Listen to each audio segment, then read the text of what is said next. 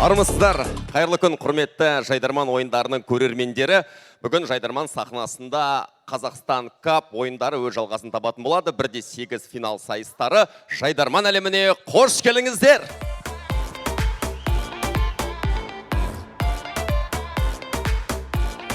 Еліміздің түкпір-түкпірінен жиналған талантты топтардың өзара жекпе-жек форматындағы қызықты додасына куә болатын боламыз. Ендеше топтармен сайысымыздың барысында танысатын боласыздар. Әзірге осы командаларға төрелік ететін қазылар алқасымен таныс болыңыздар. Құрамында халықаралық КВН ойындарының чемпионы Спарта Астана Алмас Нұртаза.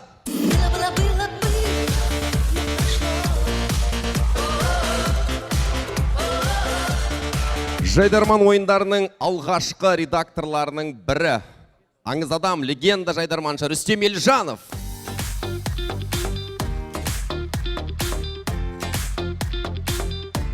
Және де Жайдарман ойындарының негізін қалаушы Есен Елеукен ағамыз. Есен Елеукен.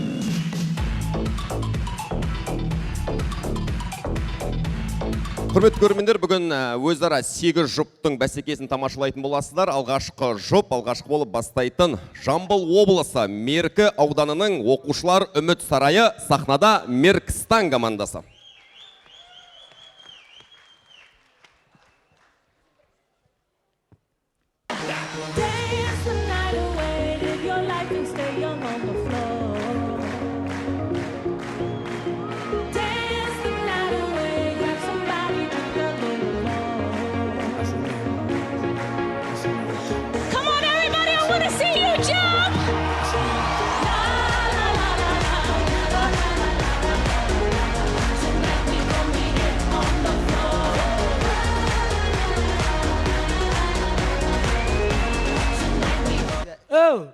Жайлау, сенің нетеңің шегіртке. Жайлаудан келгенді ұмытпасайшы. Қайырлы кеш, Астана! Братым, Ау, Дженнифермен таныстырамын деп едің ғой. Бекау, біз келеміз дегенше қайтып кетті. Со айттым кішкене тездетейікші деп. Ауылдың шегірткелері бізден бірінші жетіп алған ғой. Енді қандай өлең айтамыз басқа? Бар еді ғана біре. Сағыныштан сыздаған дейді. Ей, тоқтыңдыршы, екеуің не айтып кеттіңдер? Одан да бүгін ғана тікелей эфирді пайдаланып, Меркі жастарына не керек екенін айтып алайық. Дұрыс айтады. Ей, коворкингтар керек, спикинг клабтар керек, хабтар керек. Тоқташ, шутка керек жоқ па? Шутка дейсің ба? Бар ғой бізде. Көрсетсеші.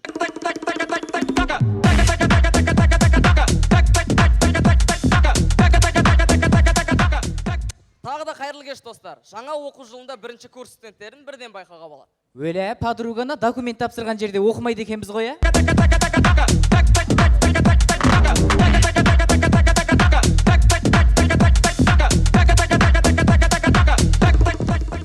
Жаз мезгілінде дәл осындай арбуз сататын бір атандар болады.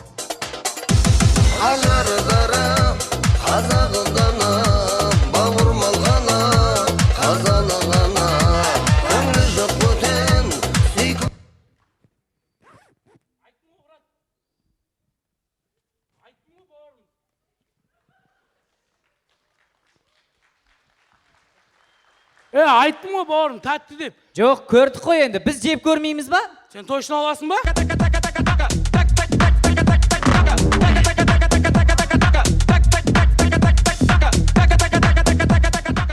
Әңгімеге жатып алған рефери. Боец готов. Белден төмен ұрмаймыз. Тоқта деген кезде тоқтаймыз. Алдында біреу тоқтамай қояды ғой, короче. Тоқта деймін, тоқтамайды. Ажыратып атырым, тоқтамайды. Bir кезде маған кеп чатынайды анау. Алдында баспен бөрінді айналып кетіп қалды.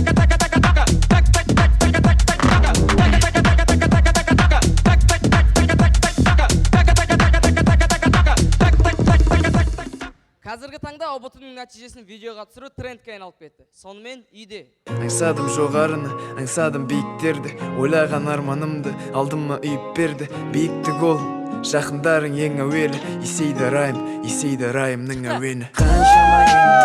Қаншама. Тура осылай түсіреміз ғой, короче. Неге ерте жинап алдың онда бізді? Дайындала берейік та енді, мам. Пап, неге бағасын да бұтыңа? Астымыз түспейді бәрі, өйстіп отыра беремін мен. Астымыз түспейтін қалай?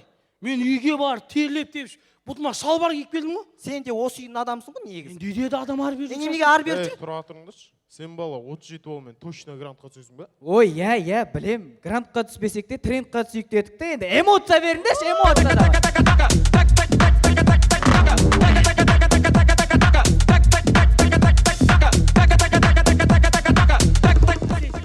Америкалық киноларда дәл осындай байдың әйелдері болады.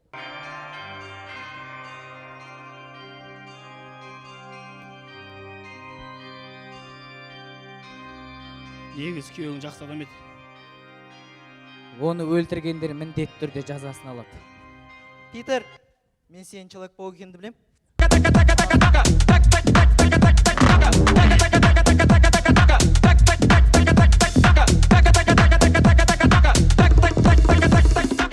Биыл Абай атамыздың 180 жылдығы елімізде дүркіреп тұрып тойлануда. Сонымен автобуста. Кешіріңіз, Артем базарына қай жерден түсем айтып жіберіңізші. Желсіз түнде жарық сәулесі суда дірілдеп Базар жоқ. Абай атам мен дей салайым негізі. Бірақ жаяуда жүргім кеп тұрған жоқ, айта салыңызшы.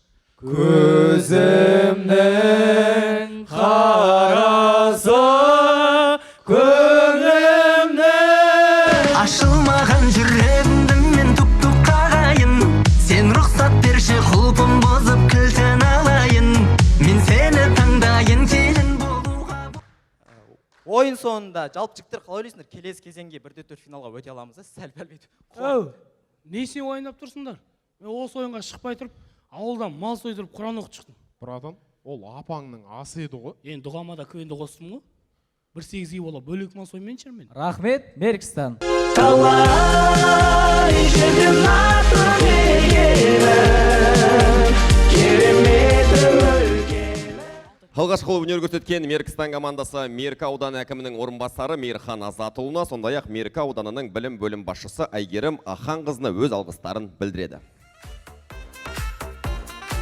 Сахнада Меркістан командасының қарсыласы Батыс Қазақстан облысы, Тасқала ауданы, Ақтау ауылы, сахнада Жұдырық командасы.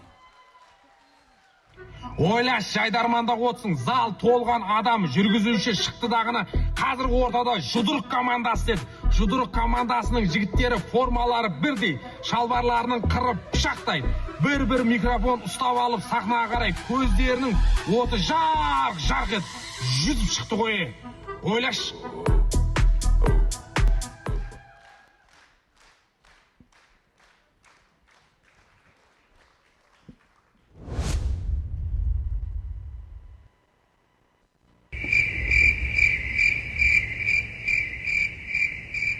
Қош үй болды.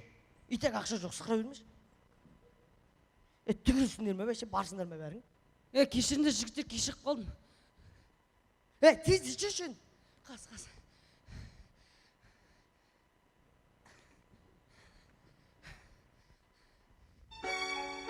Сезбейсің ғой, сен мені. Да, я, мен Илья Солдеркалан, аха. 758, 758. Аха, жақсы сауыныз. Кім есі мандаған? Машиниктар ғой.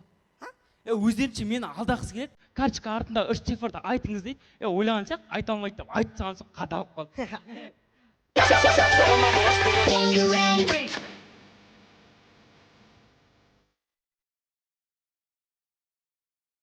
Не болып кетті? Жігіттер, қойыңдаршы, дым настроением жоқ, одан сайын сұрақ қоя бермеш. Дина? Қойшы.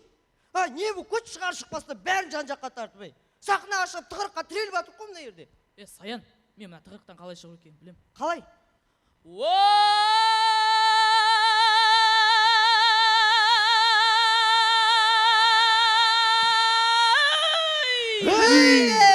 Ақ сиса, қызыл сиса,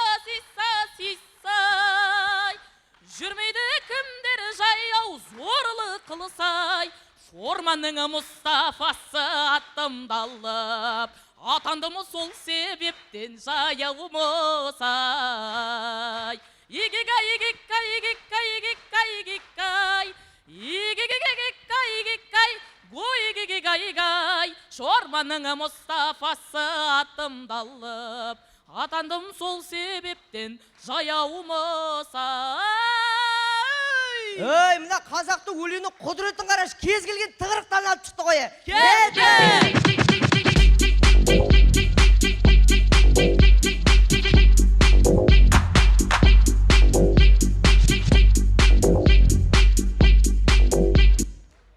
Ассалаумағалейкум жамағат. Әкелеріміз ащы судан ұрттап келгенде, келесі күні дәл осындай жағдай болған шығар. Ойбай, басым.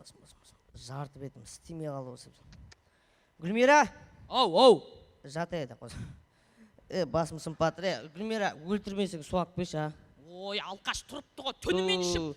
Күн- Енді немін қылдап отырсың, мә? Күн емес, бір қара суды дұрыстап беш. Осыншта қатағал, осыншта. Ей, қара суды дұрыстап беш. Ой, аузы жырық, төгіп шашып. Қолы қалтырап. Қоя қойшы деймін, күнкілді емес. Неме, кешірмей көмек келіп тұр. Сирек әкетіп жатыр, сирек. Серік кез бараш, қайдан алып кетті? Телефоным жоқ. Ой, аузыңды сырап ішкенде.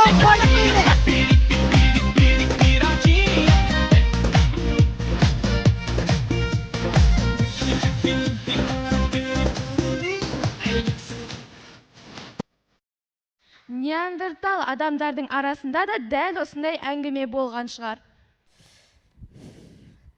Інім, не болса да темекі мешімдікі жолма. Болашақ құртасың бекере. Ертең қартта қалып қоясың бәрін. Аға, өзің темекі шегіп отқан жоқсың ба, не айттың? Қуасың ба сен? Бізге айтатын үлкендер болған жоқ қой біздің кезімізде. Маймылдан кейінгі адам мен емес пе? Биологияда бит тұрған маймыл мен емес пе? Жарымсың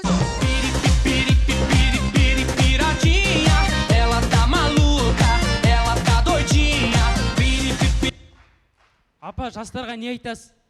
Автобусқа орын бермейді.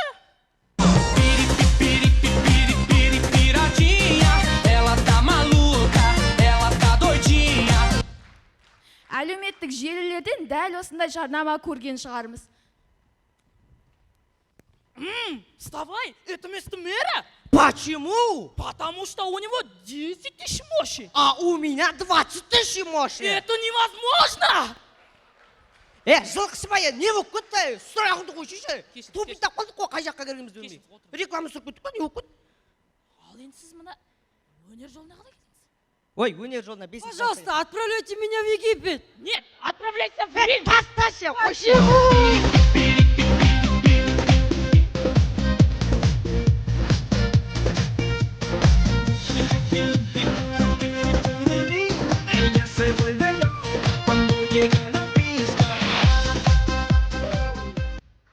Қонақтықта дәл осылай болмайтын әңгіме айтатын әжелер болады. Шәңіраққа ие болып қалатымын бірге. Олдың аты ұл ғой шіркіні, ұл ғой шіркіні, ұл ғой шіркіні қашанда. Ой, бір ескендер ескірмейді әйтеуір керім болды. Соғын құлажын қашардан пісірдіңдер ме? Ет жақсы кен, а? Неме қайрат жоқ қой, көрінбейді ғой. Қайрат вақтаға кетті, Россияға кеше кетіп қалды. Қой кет. Иә, кеше кетті. Вақтаға кетіп қалды ма? Ол бала еңбекқор, молодец бала. Мен оны білдім ғой, жаздайын, міне, жазда күн жанып тұрғанда елдің бәрі үйде жатқан, жалғыз өзім металлом жинады ғой. Еңбекқор, тіпті ана соғыстан келген атасы бар емес пе, аяғы протез. Соны аяғына дейін металломға тапсырып таған жоқ па? Одан коляска әпет, коляскасына дейін тапсырып тады, үйден шықпай қалды ғой деген. Еңбекқор бала, молодец бала сәбзем. Ол Қайрат деген шашөктен оққан жоқ па да, 86 емес пе? Қой 85. Қой кетәрі 86 қоя қойшы. 85. 86 деп қойшы. Ол 83 емес пе, 86-лармен оқып бітірді ғой. 86-лармен оқып бітірді, 83 ол. Қалай оққан? 3 жыл тупой артта оққан ба, не істеген? Вақтада жұмыс жасап жүрген адам жарым ба, не істеген? Қоя қойшы деймін. 86 біліп отырмын ба, неме шатысқыларың келіп отырма, 86 қоя қойшы. 85. Әй, 86 деймін, мына жарықтық марқұм сөзім ауыр болмасын, класс жетекшісі болды Мағзия Нұрланқызы. Сол деген 11 бітіргенше сынып жетекшісі болды. Жарықтық содан қонақты болды ғой енді. Соны жетім қызы қалған жоқ па? Сол қазір тұрмысқа шығып балалы болып отырған жоқ па? Қойшы, не айтып отырсың? Өзім кіндік мамасы емес пе? Білетін шығармын өзім. Қойшы, кіндік мамасы болған не керек? 2 рөмке аузың былшырап, есің білмей қалдың ғой, қайда қалған білмей қалдың ғой. Қоя қойшы. 86 мен білем ғой. 85. 86 деймін білем ғой. Оталақтамай отырыңдар ауыздарыңа келгенде. Ол 83 деймін, ана көшеде тұратын Ақмаржанның қызымен оқып бітірді. Қойшы, Ақмаржан қыз 9 бітіріп СПТО-ға сварщикке тапсырып таған жоқ па? Қазір білдей сварщик алды, завод сваркілеп кетті, керемет емес пе? Ол 2005 емес пе? 2005 қой ол. Қой кетәрін алды. 20 жыл артта қалғансың ба, надансың ба, 80-дердің әңгімесін айтып отыр, қыртынбай өтші, араласпай өтші. Сен Гүлмира, көк бет қатынсың ғой, негізі мына бетіңе айтайын, көрші болғаннан кейін араласып отыр. 4 байды жіберіп отырсың ғой, мынандайға қайдан бай шыдасын саған, а? Еще байдың бәрін жамандайсың. 4 бай жіберіп отырсың ғой, көк бет қой совсем. 86 маған ауылдан мен 86 Апа, тоқтатыңыздар, не айтып жатсыздар? Айдаладағы біреудің жасын талқылап. Үлкен ас болып жатыр, ма отқан жастарға аңыз, әңгіме, тәрбие беретін әңгіме айтпайсыздар ма, апа? Осыны келін болып мен айтуым керекпін ба? Болды, келін айналайын, кешіре көрейін. Біз де өзімізге қарап өтпейміз ғой. Келін айналайын, жақсы. Нема келін? Осы сен нешінші жылғысың? 85 апа, 86. Айттым ғой, 86 қоя қойса.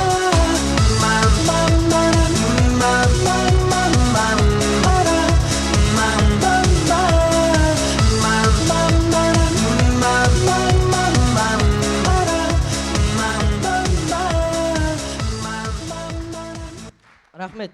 Құрметті достар, сіздермен бірге болған жұдырық командасы рахмет.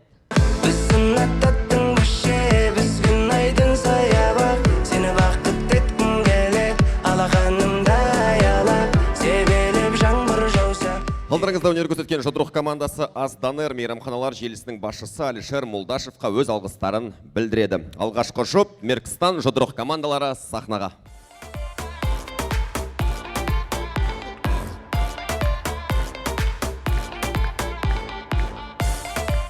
Рахмет, алғашқы жұп бойынша қазылар алқасының ойы. 2-1 ширек финалға жұдырық. Жұдырық командасын жолдамаларымен құттықтаймыз. Алғашқы ширек финалист атанып отыр. Батыс Қазақстан облысы Тасқала ауданы Ақтау ауылы жұдырық командасын құттықтаймыз.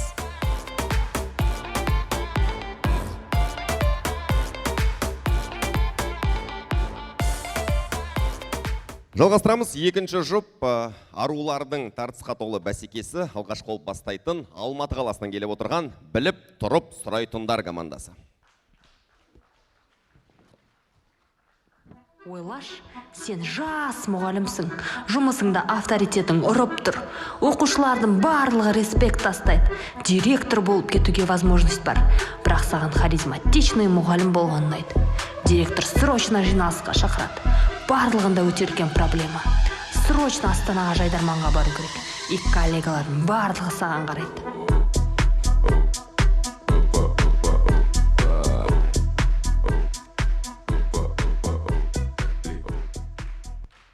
Қалдарыңыз қалай?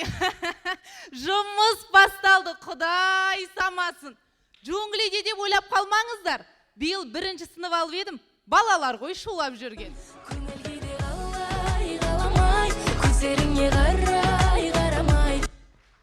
Қыздар, сахна сыртында жүрсем, жаңа жалғас маған не дейді десей?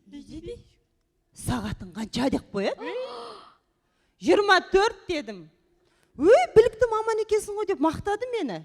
Құдайға шүкір, опыт қой, опыт дедім. Сене неге сұрап жүр? Менен сұрамай ма сағатымды? Бойдақпын ғой.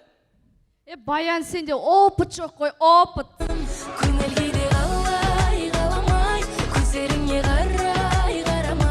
Қыздар, жаңа оқу жылы құтты болсын. Жылдан жылға мәртебеміз асып келеді.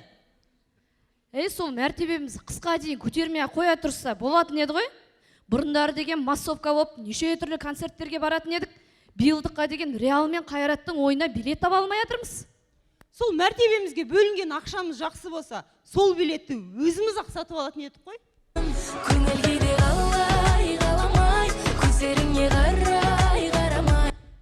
Допустим, Қайрат жеңсе, түнгі 2-де спеш деп өзім жазайын деп отырып. Допустим, Қайрат жеңіп кетсе, 10 бала туып берейін деп отырмын ғой. Допустим, Қайрат жеңсе, душтан кейінгі суретімді сұратпай ақ жіберейін деп отырмын. Мә, қыздар, Қайраттың жеңуіне біраз мотивация беріп тастаған сияқтымыз, иә?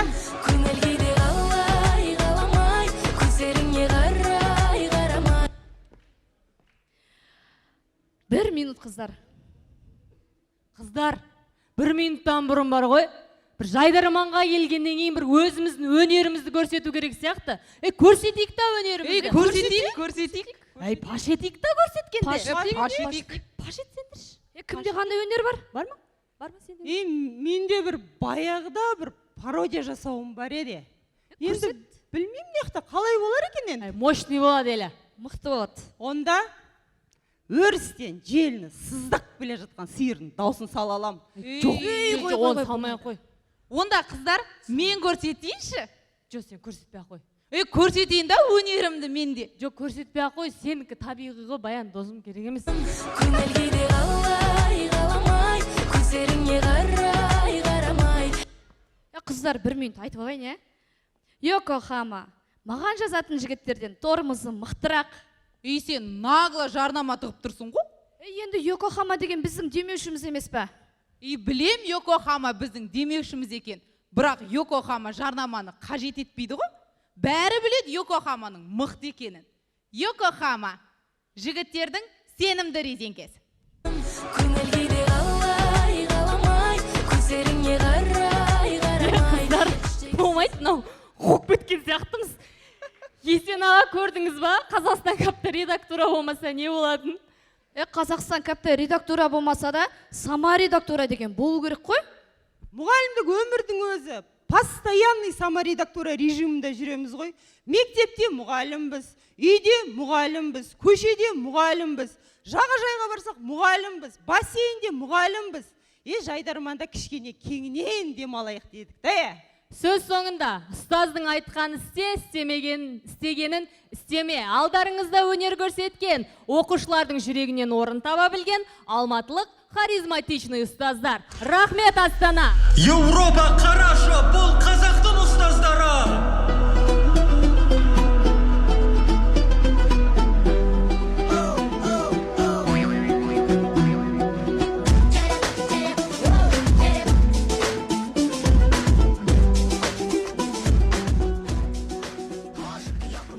Алматы қаласынан келген біліп тұрып сұрайтындар командасы Қазақстандағы Йокохама шиналарының ресми дистрибьюторы Sun Tires компаниясына, сондай-ақ Алатау ауданы 169 мектеп лицейіне, хайскул медеу мектептері ұжымына алғыс білдіреді. Біліп тұрып сұрайтындар командасының қарсыласы сахнада Қарағанды қаласы Бөкетов атындағы Қарағанды ұлттық зерттеу университеті, сахнада Амазонка командасы.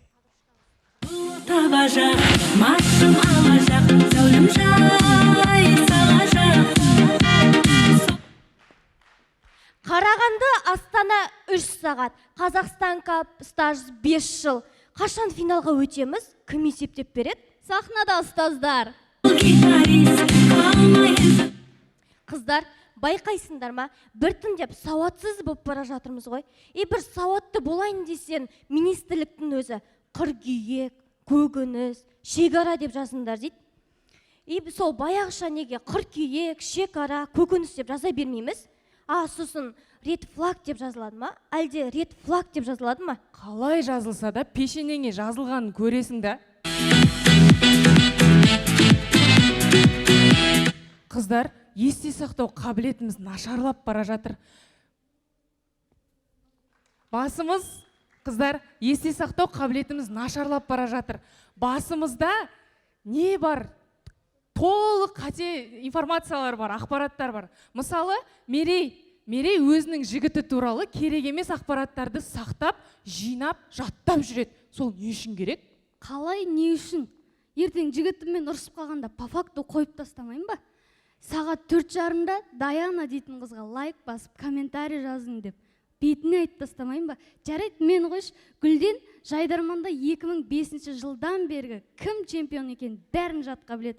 Ол не үшін керек? Оның Есен ағаның өзі жатқа білмейтін шығар. Қыздар, керек емес информацияларды не үшін жаттап жүрсіңдер? Одан да керек нәрсені неге жаттамайсыңдар? Мәселен, 7 аттанды жатта, шежіренді жатта. Тым болмаса бір дұға жаттап жүрсеңдер, зато сатып алмайсыңдар.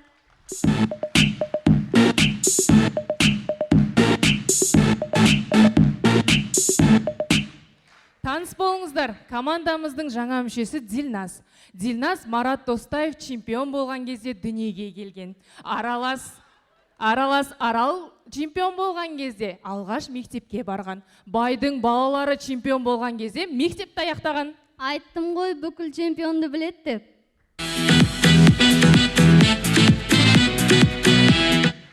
Дилназ, қайдан келе жатсың? Еркебұлан тоқтардың төбелесінен келе жатырмын. Не істеушісің ол жақта? Бірінші раунд, екінші раунд көрсеттім.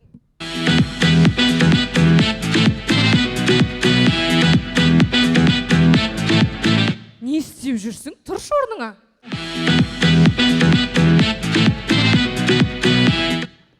Мә, ана жігітше жазып өліп баратыр ба? Не болса да пешенеңе жазылғанын көресің да енді. Құрметті достар, мына жақтан орамалды бір қыз шығады деп күтіп отырсыздар ма? Уайымдамаңыздар, шықпайды. Ой, міне өзі де звондап жатыр. Айнұр, қалайсың? Біз Жайдарманда тікелей эфирдеміз. Эфирдемін бем. Есен ағам, осы сәтті пайдаланып анашымды туған күнімен құттықтайын деген едім. 70 жасқа толып отыр еді. Айнұр, сен мәжіліс залында емес, Жайдарман сахнасындасың ғой. Қазір қыздар, қоя тұрыңдаршы, кілем кеп қалды. Сәлеметсіз. Саламатсыз ба? Мынау қанша? 1500 теңгеден. Мынау ше? Мынауыңыз 5000 теңгеден. Мынау неге қымбат? Бұны өзім үйретем. Қалай, қай жерде? Өшір.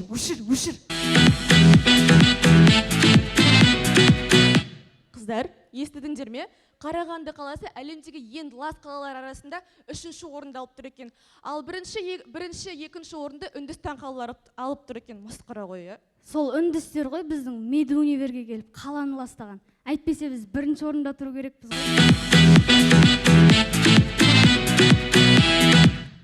Қыздар, білесіңдер ма, Индияда неге медицина дамымаған? Неге? Өйткені олар бізге келіп оқиды ғой. Негізше дамымайтындай бар. Біз адамды дұрыс емдей алмаймыз ғой. Температура болып тұрым десең 50 грамм ұрвасай дейді. Тұмауратып ауырып тұрмын десем, саған баняға барып бір телеп алу керек дейді ғой. Соны айтам, қыздар. Бетіме прыщик шығып кетті десем, тұрмысқа шық кетеді дейді. Дұрыс емдей алмайтынымыз анадан көрінеді. Енді темек шегіп үйреніп бастап жатсаң, ішке тарт, әйтпесе рак боласың дейді.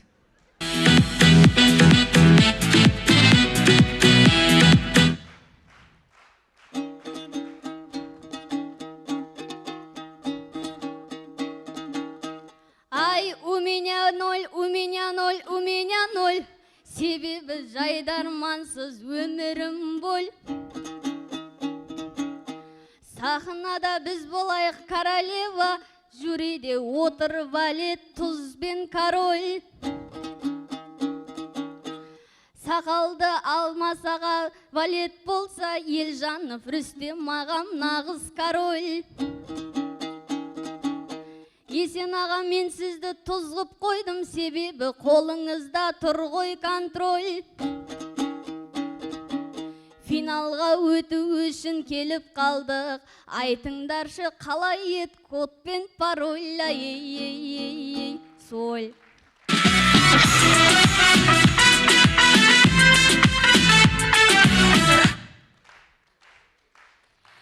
Академик Ебней Арыстанұлы Бөкетов атындағы Қарағанды ұлттық зерттеу университетінің ұлт болашағын тәрбиелейтін ұстаздар. Рахмет, Астана.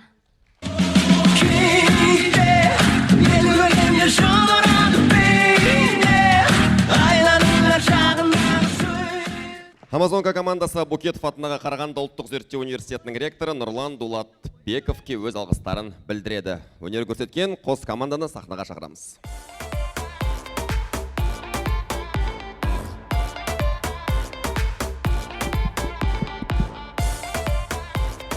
Рахмет, қазылар алқасының шешімі. Екі ұстаздар, біреуі қазіргі таңдағы ұстаздар, қазіргісі енді бастап жатқан ұстаздар. Бұл жолы жастық жеңді. Амазонка. 2-1. Екінші ширек финалист Қарағанды қаласынан келіп отырған Амазонка командасын құттықтаймыз, және де бүгінгі сайысымызды одан әрі жалғастырамыз. Үшінші жұп алғашқы болып бастайтын жергілікті команда Астана қаласы ерекше мақсаттағы бригада. Сахнада жұлдызды жігіттер.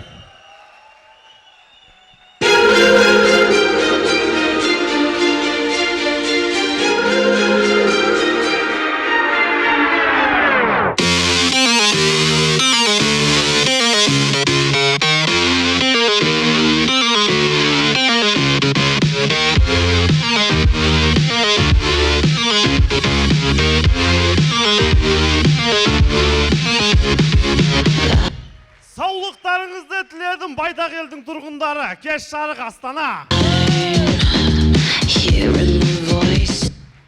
Жұлдыз жігіттер Жайдарман тобы көбісіне белгілі болғанмен ішіндегі ойыншылары бейтаныс, танымайды. Олжас, Еркебұлан. Біле білсеңіздер, жұлдыз жігіттер Жайдарман тобы кезінде жоғарғы лигада ойнар көрсеткенбіз. Премьер лигада ойнағамыз. Ашық лиганың чемпионы болғамыз. Арнайы жобаларда жүлделі орындар алғамыз.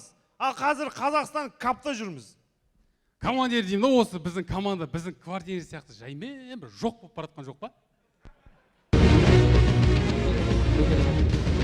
Жинақтау, түзел, тек тұр. Ұмытпаңдар, сендер әскери адамсыңдар. Кім айтты сендерге әскер 10 ай деп? Әскер 10 ай емес, әскер 12 ай.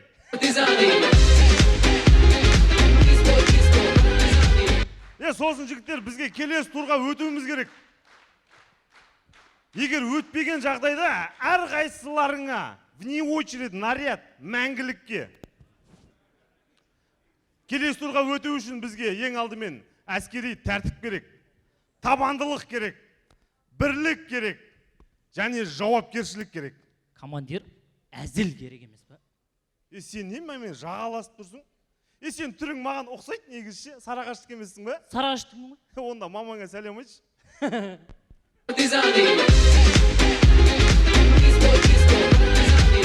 Жиенім ғой. Нағашы деймін да. Бұрын біздің әкелеріміз әскерге бармаса намыстанатын болған ғой. Қазіргі жастар неге әскерден қашады? Ой, кезінде ана компьютерный клубтар болмаған ғой, оларды іздеп тауып алып оңай болған ғой.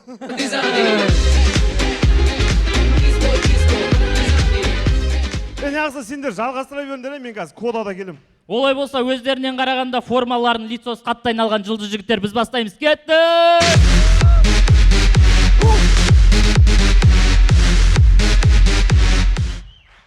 Солықтарын тілейм достар. Сонымен көреміз 40 градус аязда тұрған сақшы. Қалай, әскери бөлім жақсы ба? Командир, бәрі жақсы кешек. Сарбаздар қалай? Сарбаздар орында как болады. Мені сарбаз жарайсың маған. Жақсы командир.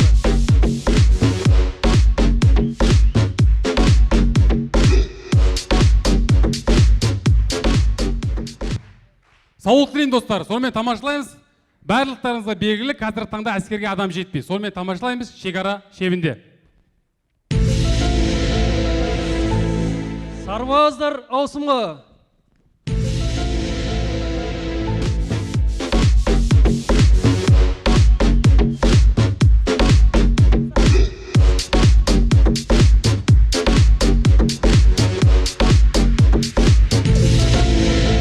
Құрметті көрермендер, бұл форма охотаға, рыбалкаға, стройкаға, қораға арналмаған. Бұл әскери қызметшілердің киімі.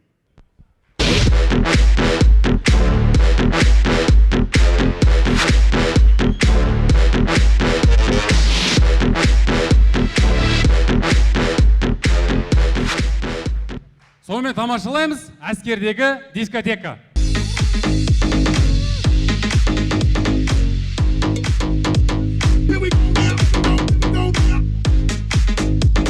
Жігіттер, қыздар алып келдім.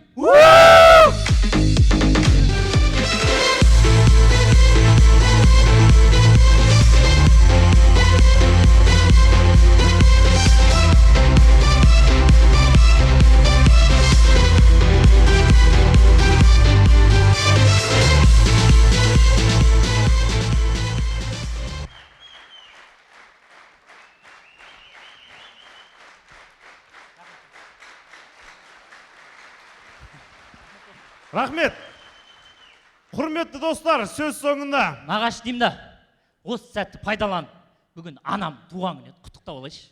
Құттықта енді. Анашым, бүгінгі туғаныңыз құтты болсын. Бірақ Олжас бар, кодада құттықтамайсың. Құттықтаған қалай кетсен? Мама, по-любому святой ғой. Сөз соңында, қазақ деген сөз әскери терминмен алғанда батыл, ержүрек деген ұғымды білдіреді. Шоқан Уәлиханов. Сіздермен бірге болған ержүрек батыл ұлдарыңыз Қазақстан Республикасы Қорғаныс Министрлігі құрлық әскерлерінің ерекше мақсаттағы бригадасының жұлдызды жігіттер Жайдарман тобы. Рахмет.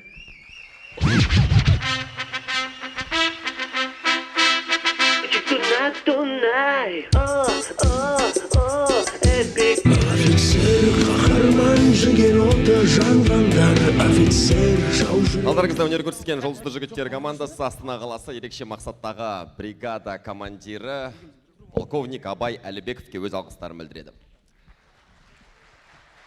Жұлдызды жігіттердің қарсыласы сахнада Жамбыл облысы Жаңатас қаласы Казфосфат командасы. Қос! Сахнада Казфосфат келдік жұмысты тастап, Астанада Әзілбаев Жайдарман ол Исмайлай. Ерсен аға, қалайсың Рүстем аға, қайдасың Азамат аға, қайдасың өсте болмай туындайды.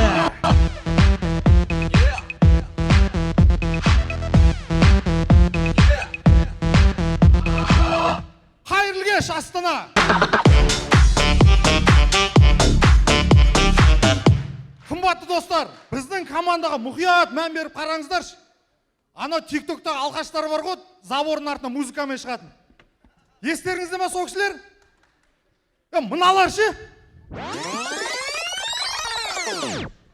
If you're done with your ex, the only ex I want is extra money. No extra stress, no extra worries. If I don't find a next, I not in a hurry. Я, осы кісілер. Бұл кісілер Жаңатаста звезда. Біз де осылар сияқты болғымыз келіп жүрді. Өскенде солар сияқты болам. Сен осылай жүре берсең, точно боласың сондай.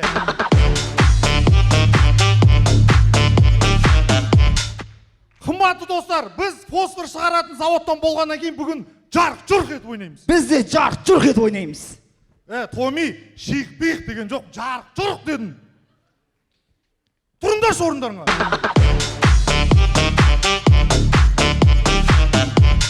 Қымбатты достар, фосфор адамға зиян. Зиян дегенмен де пайдасы өте көп. Тұрмыс тіршілікке қолданады, тамаққа қолданады, үстіміздегі киімге қолданады. Ойлаңыздаршы, айдаладағы Жамбыл облысында кішкентай Жаңатас қаласының қасында бір завод әлемге фосфор тарады. Фосфор өндіруден әлем бойынша бірінші орында тұр. Бұлайша айтқанда еліміздің экономикасын біз ұстаймыз. Бәсе, экономикамыз не үшін құлдырап жатыр десем, осы екеуі ұстап тұрған. Сендер экономика вообще жоламадаршы, тұрыңдар.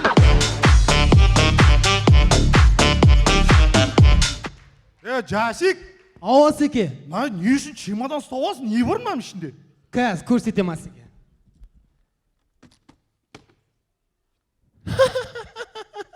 Не бұл? Асеке, чемоданное настроение. Чемодан настроение құрсын, ал санан. Okay. Yeah. Oh, we about to get it just a little hot and sweaty in this. Ooh. Baby. Ladies, let's go. Томи, мен сені сыртта күтем. 555 Ақчанган. Томи, мынауың кім? Няням ғой. Бала жоқ, маған осындай біреуін алу керек еді.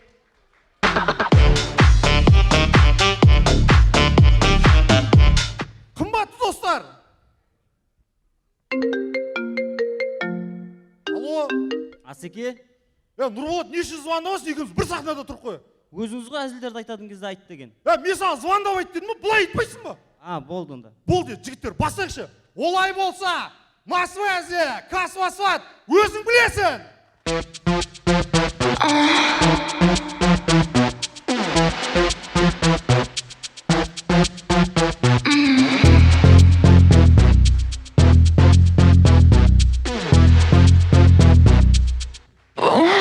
I wanna XXXXXXXXXXXX I'll make it XXXXXXXXXXX I wanna XXXXXXXXXXX I'll make it XXXXXXXXXXX Beat it up, beat it up, beat it up Don't be scared boy, eat it up Say you got a girl like I give a fuck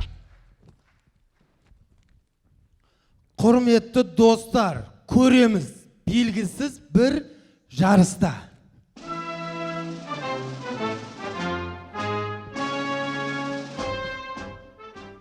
Еріп тастағасың ғой.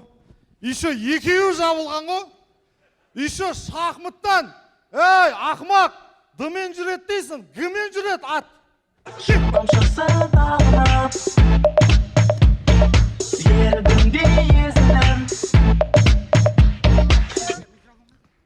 Қайрат Нұртас поликлиникада. Саламатсыз ба, сіз қандай жалппен келдіңіз? Простатита, простатита, простатита, простата.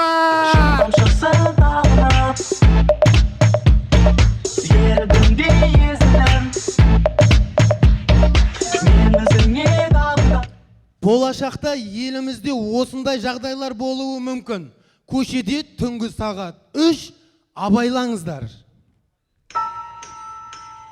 Тоқта, бұл полиция!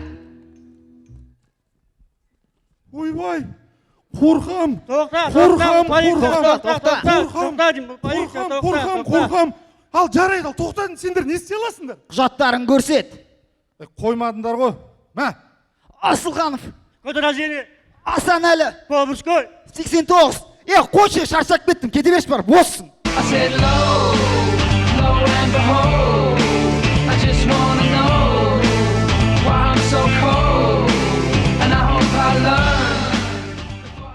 Құрметті достар, құрметті Есен аға, шын жүректен от души айтайын. Сонау 2000 километрде Жаңатас қаласынан осындай қарапайым завод жұмыскерлері, жұмысшыларына жайдарман ойнауға мүмкіндік бергеніңізге шын жүректен рахмет. Біз Қазфосфат құрамасы енді жайдарман түсініп келе жатырмыз. Соңында айтатын сөзің болмаса, алғыс айтуды үйрендік. Өтір күлуді үйрендік. Нұрдәулет, соңғаныңды жіберші. Асеке, жібер болғанда менде бір минус болып тұр ғой. Не минусың бітпейтін осы сендерде? Әннің сөзін плюс қып жаздырып алып, музыкасын өзім айта берем. Қалай болады екен ол? Қазір көресің.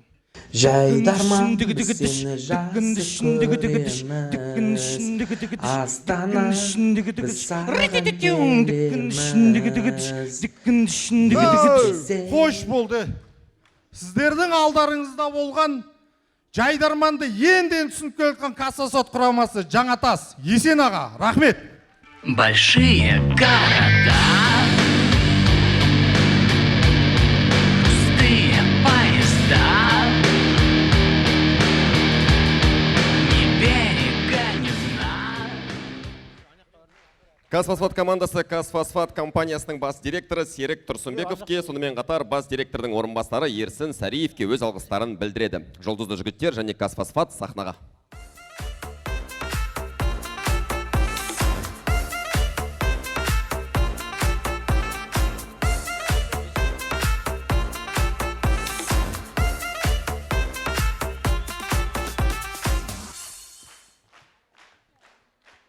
Қазылар алқасының шешімі.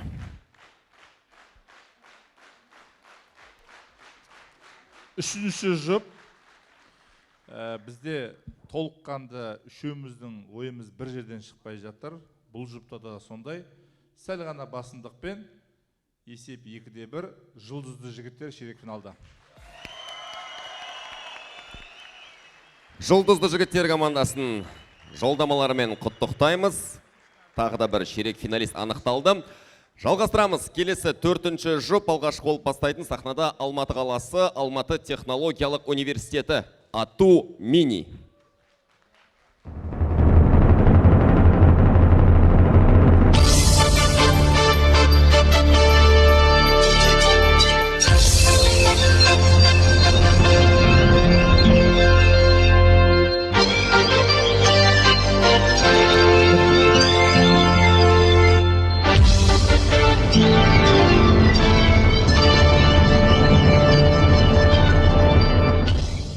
Мына фанфардың бітуі қиын болды ғой. Құдды бір Қазақстан каптағы жекпе-жектер секілді. Әрине әзіл. Қазақстан кап дегенде Қазақстан кап. Ойнасаңыз қонады екен басыңа бақ. Елді жинап той қылған Елеукеновтер. Арайлап ата берсін арайла бақ. Алла қолдап ағайын демеу берсе, Марғұлан асаба той тізгінін тақымдамақ.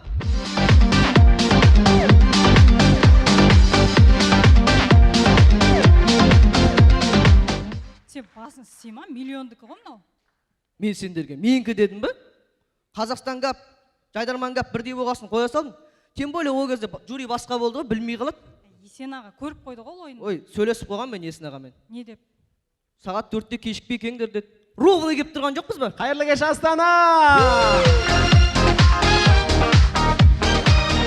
Ей, міне, тасын түртсең тарих сөйлейтін кәдімгі киелі Астанаға келдік. Иә. Қойшы қаяқтың киелісі? Не болды? Таразға барсаң киелі жер дейді. Шымкентке барсаң киелі жер дейді. Ақтауға барсаң киелі жер дейді. Не пәле, Қазақстанда үлкен бір моланың үстіне сала салған ба? Сол, қызбен қыдыратын жер таппай қалдық қой. Содан екен ғой, шенеуніктер қыздарды алып Дубайға кетіп қалатын да.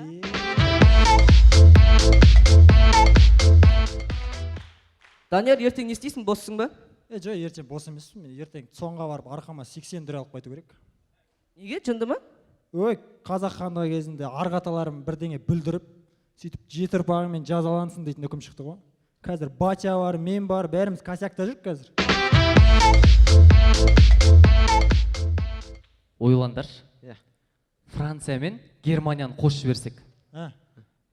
Арабия мен Египетті қосамыз. Жапония мен Кореяны қосып жіберсек қалай? Сен бәрін қосып кәдімгі елдердің санын азайтып тастадың ғой. Зато Қазақстанды дамыған 30 мемлекеттің қатарына кіргізіп аламыз ғой. Жеге, тоқтаңдаршы.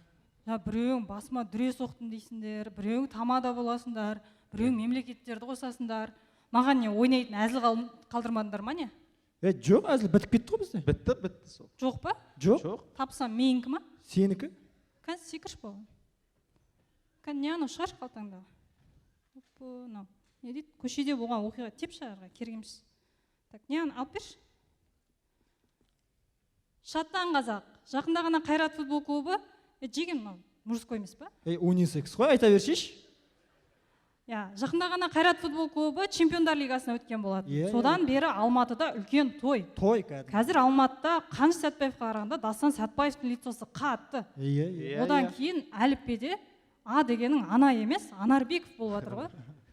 Алматыда светофордың өзі қара, сары болып жанып тұр ғой. Бірақ Реал бәрібір айырып алады сияқты Қайратты. Айырып жібереді ғой. Дым уайымдамаңдар. Реалда өзіміздің жүгіріп жүрген балалар ғой жанымызда. Қалай сонда? Испания мен Қазақстан қосып жібердім ғой мен.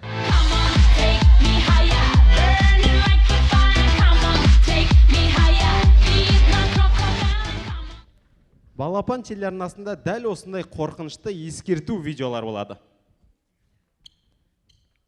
Балақай, кәмпит жейсің ба? Жоқ, маған анам үлкен адамдардан кәмпит алма деген. Анан кәмпит жемейме балақай?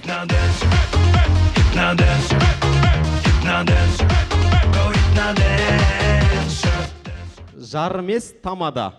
Атамыздың 100 жас мерейтойы құтты болсын ал. Осындайда шулайтын класстастары. Дауыстарыңыз естілмейді ғой, қайдасыздар?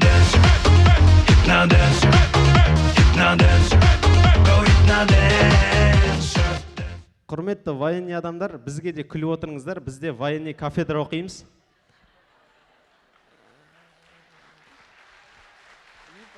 Рахмет.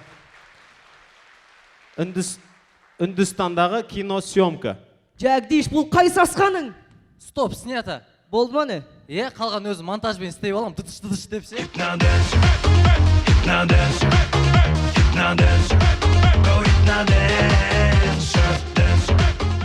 Реал Мадрид Қайрат матчы, фотограф. Дастан, Мбаппені қасында тұр. Міне әдем фото шықты. Міне Анарбеков қақпадан не істеп тұрсың сен? Қазір гол кіріп кетеді ғой. Кіретін гол ғой, ертең историяға не саласың сен?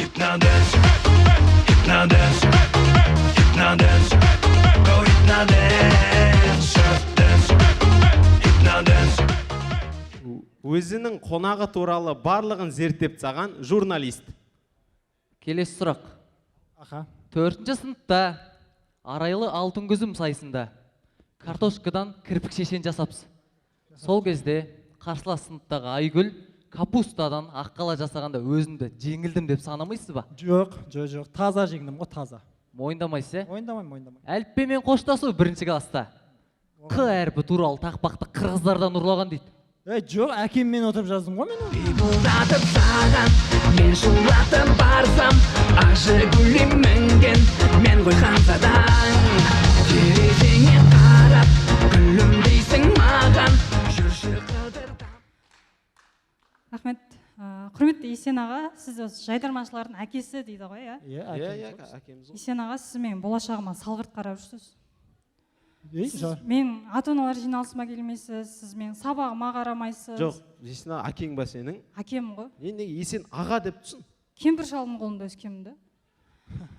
Есен аға, бізді келесі кезеңге өткізсеңіз, мен тегімді Елеукенова деп өзгертем. Мен де Елеукенов қылып өзгертем. Мен де өзгертем.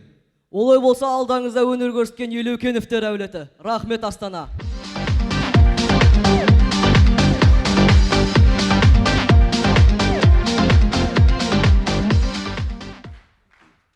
Ату мини командасы Алматы технологиялық университетінің ректоры Талғат Құлажановқа өз алғыстарын білдіреді. Ату мини командасының қарсыласы сахнада Қарағанды құрамасы.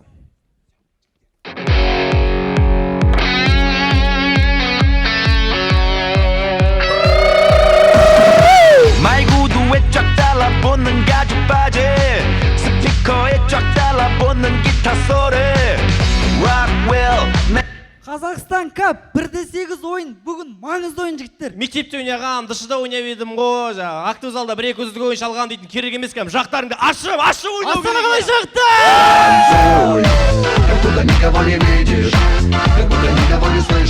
Жігіттер, Қарағандыдан келдік. Қарағандыдан келіп тұрып, Қарағанды туралы жаңалықтар айтпасақ жігіттер, ұят болады.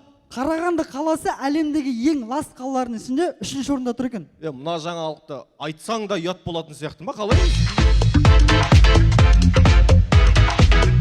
Жігіттер, келесі кезеңге өту үшін бізге тактика керек. Бар ғой менде тактика. Бірінші Инстаграмда историясын қарап бастайсың, сосын жайлап лайк басасың ғой, сосын жазасың атып ет. Сөйтіп сөйлесіп жүресің де кездесуге шақырасың ғой. Сөйтіп 1-2 күн кездескеннен кейін 2 аптаға жоқ болып кетесің. Сөйтіп 2 апта жоқ болып кетесің де 2 аптадан кейін кешірші, мен өзіме не болғанын түсінбей жүрмін деп жазасың ғой. Бізге ондай тактика емес, бізге жайдарманға тактика керек. Онда бейт стопқа қой, настройкаға кір. Астына түсе бер. Тактическіге айтып кетті ғой, стандартныға ауыстырып алсаңдаршы.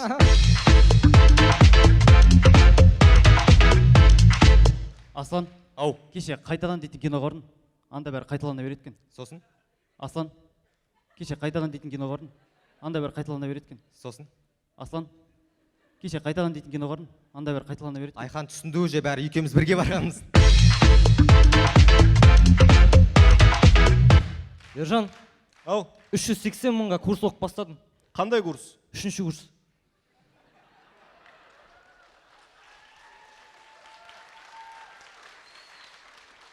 Мен мына әңгімелерден кейін ойланып тұрмын да, біздің Қазақстанның түрмесінің маркетингі әлсіз, байқайсың. Сол, иә.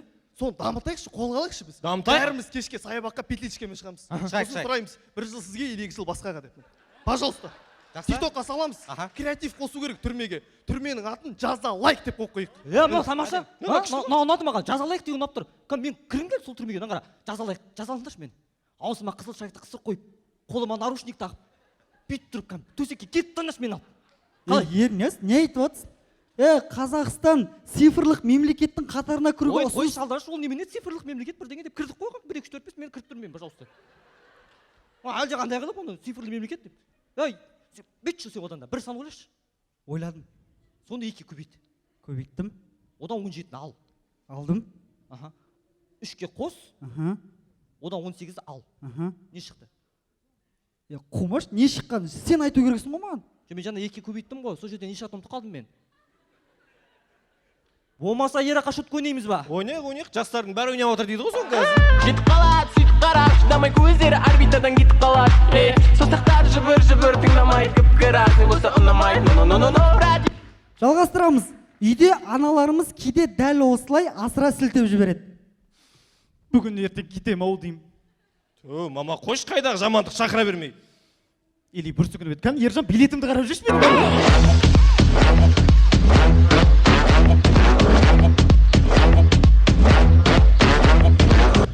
Карта ойынындағы король мен дама караокеде. Моя дама, сердце рана.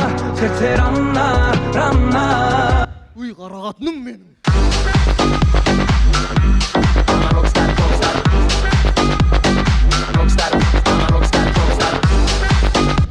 Қымбат киімдердің предпоказында дәл осындай түсініксіз киімдер болады.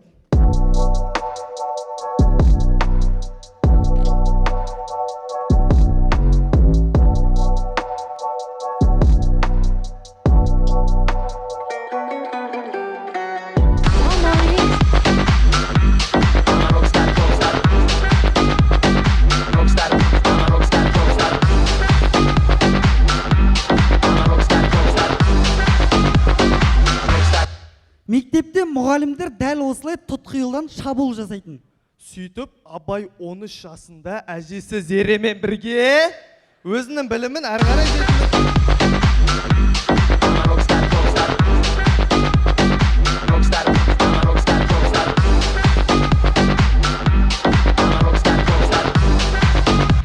Бала кезімізде әкелеріміз аяқ асты осындай тосын сый дайындап қоятын. Қош қасқа. Тиістік па, мама? Әкелерің уақытыға бармапты. Жорағұлдың үйінде ішіп отырау деймін. Үйге де кеп қалу мүмкін тығылыңдасыңдар екеуің бол.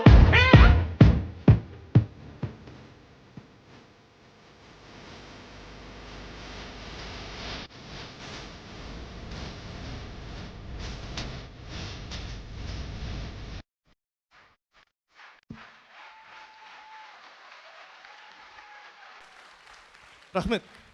Сөз соңында. I wanna XXXXXXXXXXXX I'll make it XXXXXXXXXXX I wanna XXXXXXXX Жігіттер ешқайсысын қарамадыңдар ғой. Көрдіңіздер ме, қазылар алқасы? Біз ештеңеге қарамай 1-4 финалға өткіміз кеп тұр. Қарағанды қаласы, Қарағанды құрамасы. Рахмет. Ерігіп жатырмын номерде где в Караганде. Концерттен концерт, сүт котлет, шкүр котлет. Арзанға сатпайым куплетті. Рахмет. Қарағанды құрамасы Қарағанды облысының жастар саясаты мәселелері жөніндегі басқармасының басшысы Айсұлу Ерниязоваға өз алғыстарын білдіреді. Ату мини Қарағанды құрамасы сахнаға.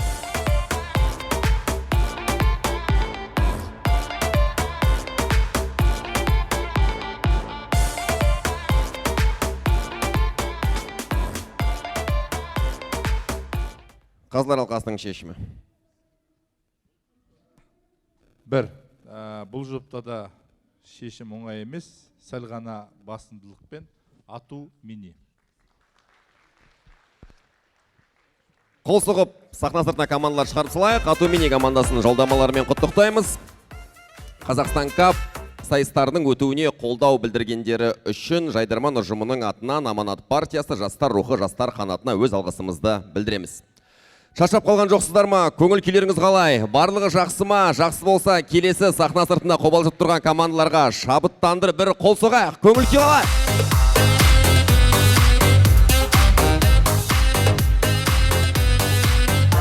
Жалғастырамыз. 5-ші жұп алғашқы болып бастайтын Қызылорда қаласы. Қорқыт Ата атындағы Қызылорда университеті. Сахнада бренд командасы.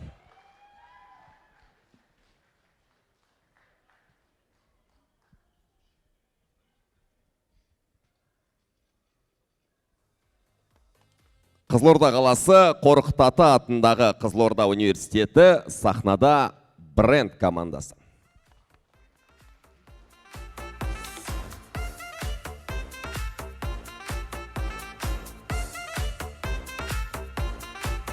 Техникалық ақаулар орын алған сияқты. Әзірге Жайдарман ұжымының атынан Қазақстан кап сайыстарының өтуіне қолдау білдіргені үшін Астана қаласы әкімдігіне, Астана қаласы мәдениет басқармасы жастар сарайы басшылығына Жайдарман ұжымының атынан өз алғысымызды білдіреміз. Команда дайын болды ма екен? Құрметті көрермендер, естеріңізге сала кетейік. Бүгін 1-8 финал ойындары. Үздік атанған командалар келесі ширек финалға жолдама алатын болады. Бүгін 8 жұптың, яғни 16 команданың ойынын тамашалайтын боламыз. Әзірге 5-ші жұпқа келіп тоқтадық. Дайын болды ма? Ендеше бастаймыз. Сахнада Қызылорда қаласы, Қорқыт Ата атындағы Қызылорда университеті бренд командасы.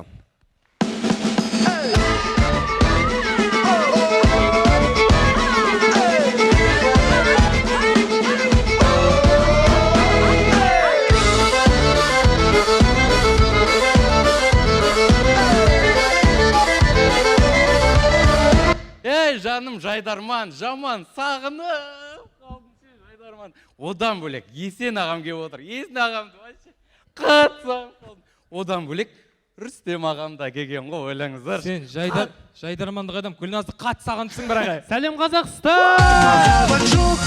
Жоқ, деме жаным, сен үшін күйді жана беремін. Қызылордадан келдік. Қызылорда жайлы айтайық. Бізде мысалы әнші Мадина Садвақасова шыққан. Штангист Иля Ильин шыққан бізден. Айгерім шыққан. Айгерім? Кім ол? Әнші, композитор, биші? Жоқ. Кім? Бывшаям ғой. Не істеген ол? Не істемеді ол? Тастап кетті ғой мен. Неге айтып жатсың? Одан кейін бізде жайдарманшы Қанат Әлжап микрорайонда тұратын Айгерім ба? Иә, микрорайон тұратын Айгерім. Ана клубта жүретін емес па бұрынға, иә? Саған да жазған ба? Иә. Мына Қызылордадан шығып кетіп дұрыс клубта біз шетімізден қырып келе жатыр екен.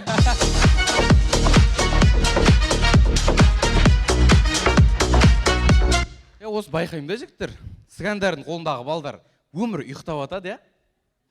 Сосын өспей ма солар бірдеңе ғой? Дей ма? Бұндай жерде бұндай нәрсе айтуға болмайды. Бұл жерде бір актуалды нәрсе айту керек. Мысалы, қара кесек дейтін әнші синтетикалық затпен ұсталып қалған. Айтам ғой сендерге, синтетика кимеңдер деп. Қысады ол, терлейді.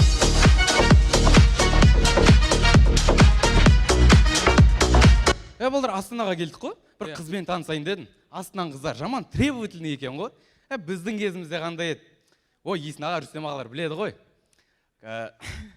Шашымызды қантпен қатырып алатын ек. Әкеміздің көк шифрын сеуіп аласын.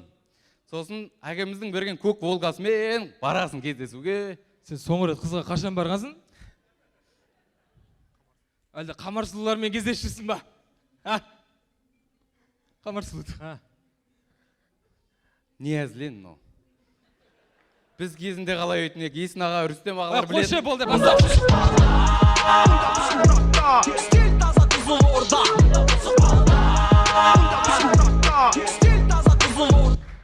Құдалық той жиындарда көп жүретін әкім халық алдында есеп беруде. Мына бюджеттен бөлінген ақшаға үлкен құдағайға бриллиант, құдаға шубы деп отырмыз. Знаете, мы полыни огнями, шалеными ветрами, нас воля несе.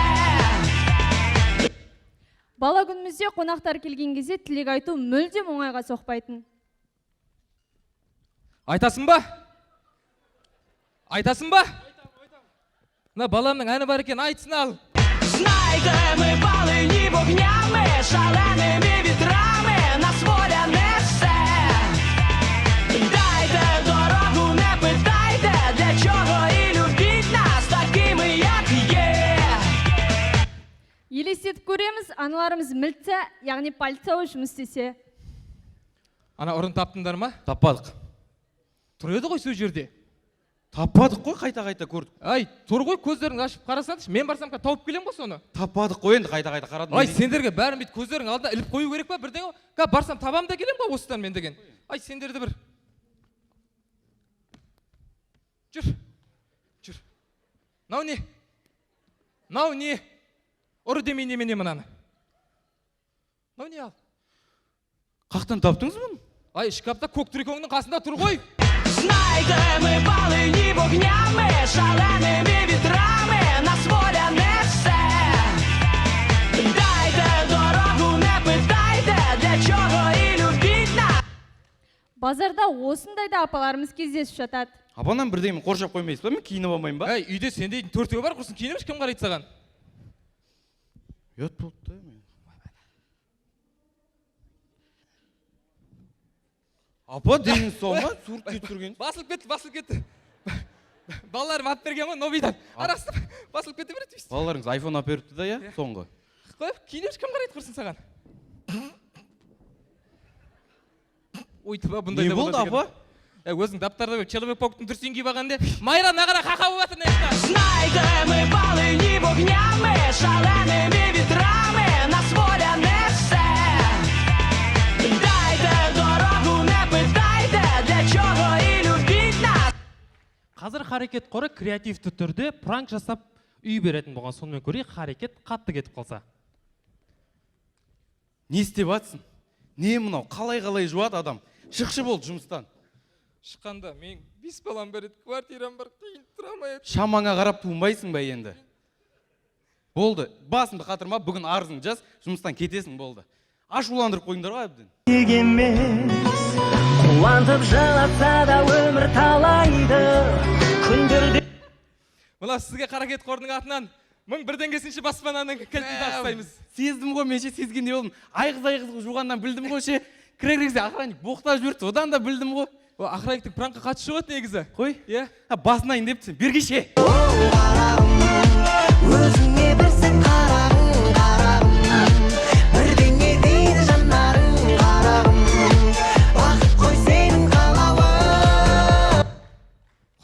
әділ қаз алқалар, құрметті көрермендер, біз мына 5 минутта бір қатты бауыр басып қалған сияқтымыз ше, бір келесіде де келгіміз келіп тұр.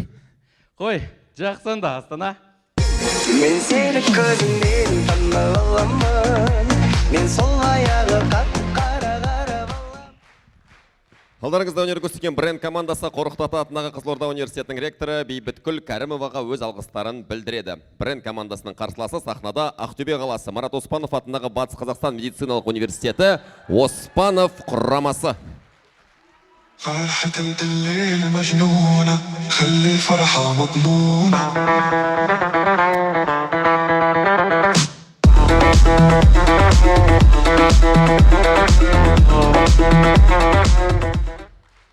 Қазір әйелден тұратын еркектер көбейіп кеткен кәдімгідей. Дұрыс қой, енді фитнес қымбат емес пе? Ассалаумағалейкум Астана.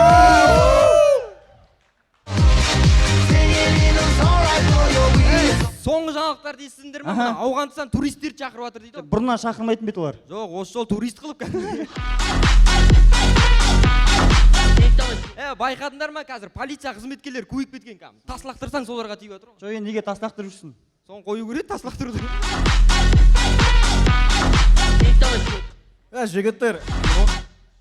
Жігіттер, Нұрсұлтан Назарбаев 2 сер алып бизнес жасаңдар деп еді ғой. Алдында барып 2 сер алдым. Сосын не істедің, бизнес жасадың ба? Жоқ, қайта табынып кетіп жатырмын.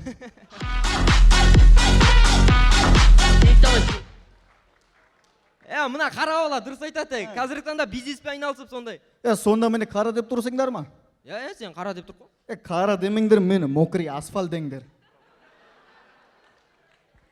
Қуасың ба, сен мокрый асфальт емес, мокрый асфальт деген машинаң цвет емес пе? Енді мен машинамын ғой.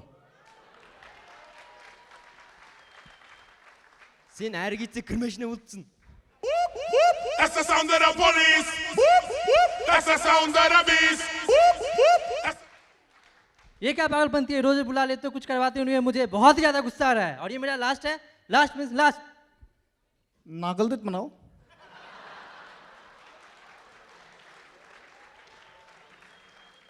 Сен түсінбесең, біз қайдан түсінеміз, жаңа тас бірдегі тек кеткен болып тұр. Кетті құрсыш тасашы.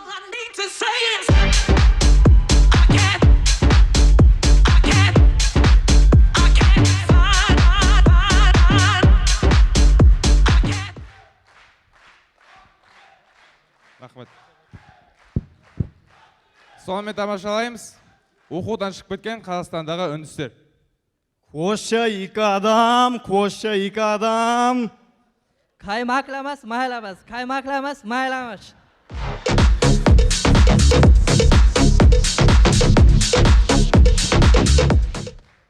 Көреміз шетелге бір жет шығып тұрған бала. Родной, мын жақта бәрі транзит машинамен жүр ғой. Бізде Қазақстанда жүргізбейді ғой осы.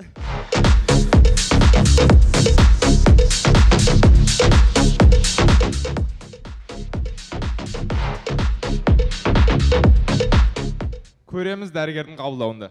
Саламатсыз ба? Мен мына баламды қарап бердім. Келіндермен отасқаннан 30 жыл болды, кәдімгідей орталарында бала жоқ. Келіншегімен бірге келсін, қараймыз. Келінде дым проблема жоқ деймін, мына баламды қарап бер көкем айна. Жоқ, енді келіншегімен бірге қараймыз ғой. Келінде проблема жоқ, 2 баласымен келді ғой, мына баламды қарап берсем.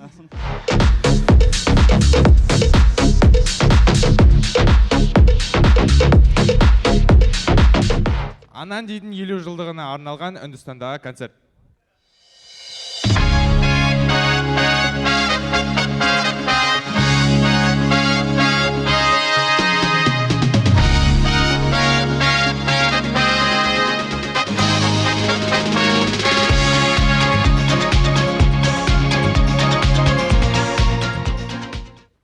नमस्कार, आदाब और स्वागत है आप सबका इस खूबसूरत शाम में. या दुरुस्त ताशन पूर्वा. तो दोस्तों तैयार हो जाओ एक धमाकेदार प्रोग्राम के लिए. या दुरुस्त ताशन पूर्वा. चलिए शुरुआत करते हैं इस मैजिकल शाम की फुल एनर्जी के साथ. साखानादा आनंदिगा सागिने सेंटिमेंट भारत मोदी. कहीं भी एक बच्चा दिल में नूर шашып бүгін маған жұлдыздар жымыңдаған ұйқымды түн ұрлаған аңсатпай келші жаным айтылмас сенсіз әнім қолыма қоншы бағым.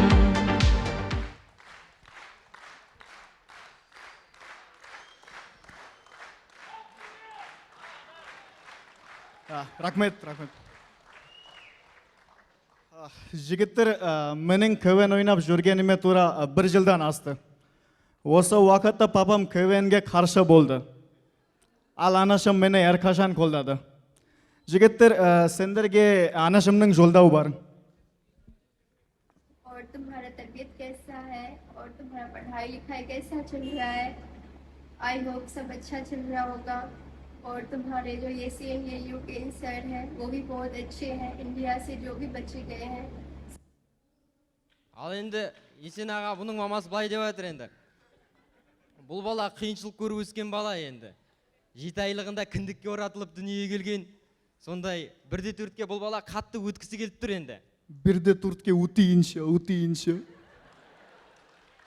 Өтейсің бауырым, уайымдама. Манау менің мамам ғой. Сенің мамаң ба бұл? Уайымдама, бұл балада қиыншылық көріп өскен. Құрсын түсінді болды. Оспанов құрамасы, рахмет. My life be like, yeah. My life be like, yeah.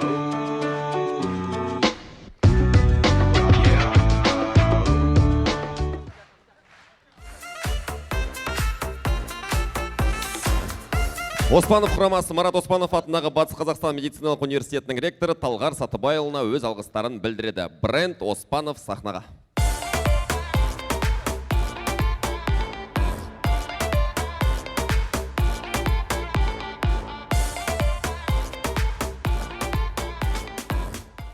Намасте. Болды, ары қарай білмеймін. 2-1 Оспанов ширек финалда. Келесі жолдама иелері Оспанов құрамасы құттықтаймыз. Және де бүгінгі сайысымызды одан әрі жалғастырамыз. Келесі 6-шы жұп алғашқы қол бастайтын жергілікті команда Астана қаласы сахнада Сейфулин.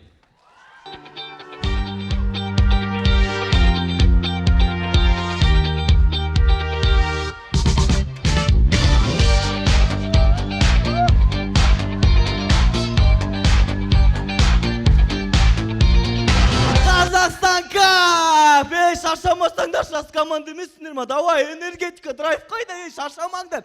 Көрермендер, сіздер не шаршап отырсыздар? Бәрін ұмытып кетейік, давай. Сол қанат, давай, шаршама, сол қанат. Оң қанат, сіздер де шаршамаңыздар. Орта шаршамаңыздар. Қазылар алқасы, давай. Мынау уже шаршап қалды ғой. Не болды ал? Құрбосқа тестостерон түсіп кетті ғой сен қазір.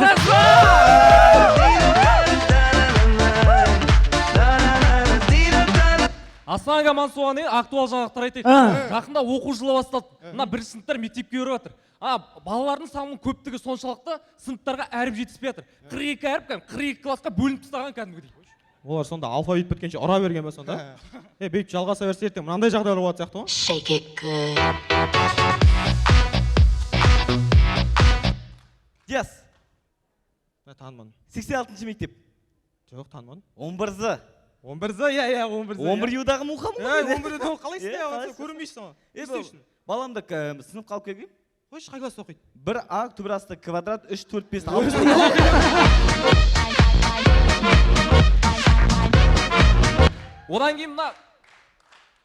Одан кейін мына соңғы жаңалықтарға байланысты алдағы уақытта Алматыда смарт қала, яғни ақылды қала салу мүмкін.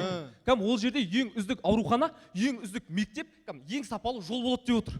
Таза комиссия келген кезде кіргізетін қала екен, президентіміздің өзі айтатын сияқты басқа қалаларға барғанда. Осы смарт қалаға кірсем демалам, сендерге келсем миым ашиды менің деп. Кәдімгідей ақылды қала ма? Иә. Онда барып тұратындай қала ке, мен барам сол қалаға тұрам. Мұқа, ол өзі әбәдем салынып отқан қала.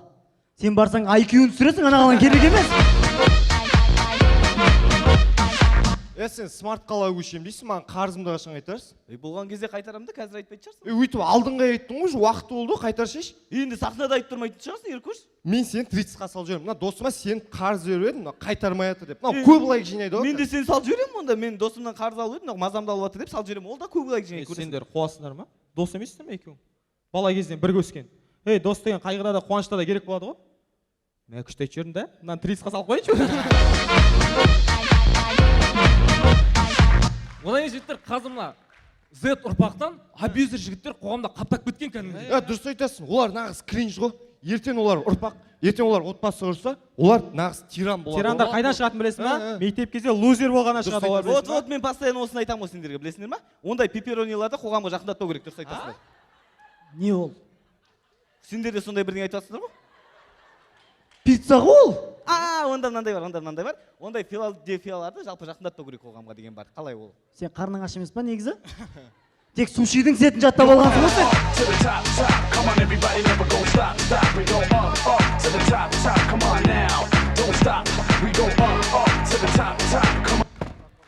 Рахмет. Досы жұмыс жасайтын банктен кредит алуға келіп тұрған жігіт. Айлығың қанша дейсің? Миллион ғой. Күлмеші. Күлмеші. Дополнительный доход қанша дедің? 500 мың. Қош күлмеші. Жақсы. Қайда жұмыс жасайын дейсің? Мұнайда. Мұнайда, да?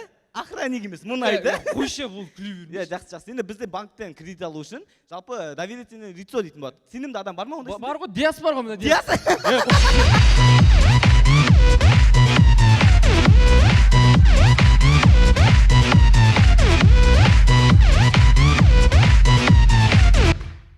Рахмет.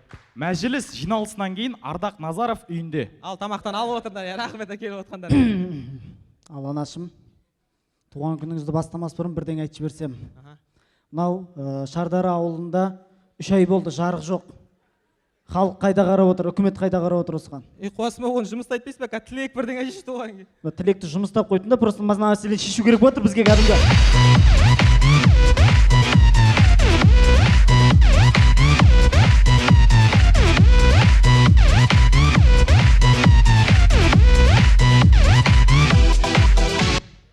Математиканы қатты оқыған жігіт көшеде.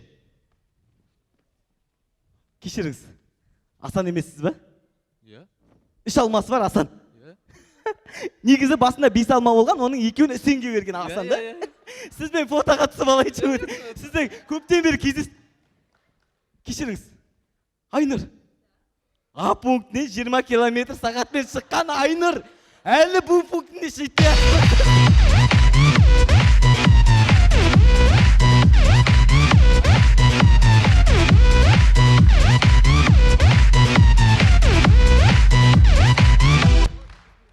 Рахмет. Қылмыс орнына қатты кешігіп қалған полиция қызметкерлері. Қылмыстың болғанда көп болмаған сияқты, капитан. Көп болып кеткен ғой, қарасай мынаған. Бұзы бұл 15-ші ғасыр болып тұрған мына қылмыс. Қарғыс атқыр тамыры соқпай тұр. Тамырың қаяқтың болып болдың сен? Жоқ қомнан тамыры. Мына қылмыскерлерді бар ғой, ізін суытқан жоқ, біз оларды ұстап аламыз. Суып кетті ізі мынаны. Суып кетті, микроволновка салсаң да жылымайтын мынау. Қылмыскерлер ұмытып қалған шығар осы қылмыс жасаған уже. ФБР енді мына қылмыспен біз айналысамыз. Көп емессіңдер ма мына қылмыспен айналысуға? Айналысыңдар, иә? Күрек алып келіңдер де көмітсеңдер мынаны.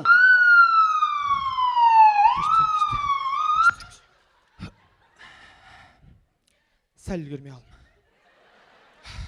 Мынау саған сәл ма сонда? Марқұм қайтыс болған. Жақындарына ескертіңдер ана. Жақындары біледі уже. Жақындары жаңа өмір бастады ғой, білесің ба? Бақытты болып уже. Енді мына деланы бірдеңе етіп жабу керек қой, не істейміз? Не істегенде сол археологиялық қазба табылды деп те сөйтіп жауып тастаңдар болды құрсын.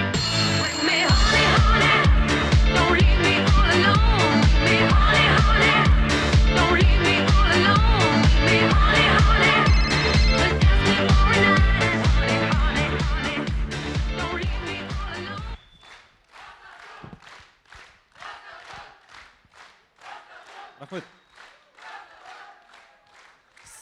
Сахнада өнер көрсеткен. Андай соңғы сөз айтпайсың ба ойын соңында? Соңғы сөзде жаманырын шақырмаңдар жігіттер. Әлі талай сөйлесеміз ғой алда. Рахмет, Сейфуллин Астана.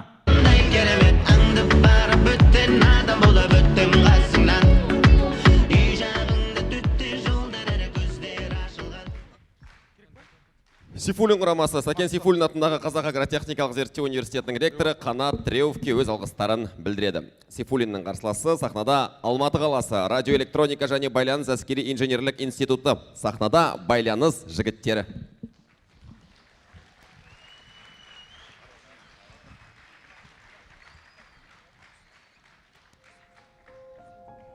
Жігіттер, 1-8 финал.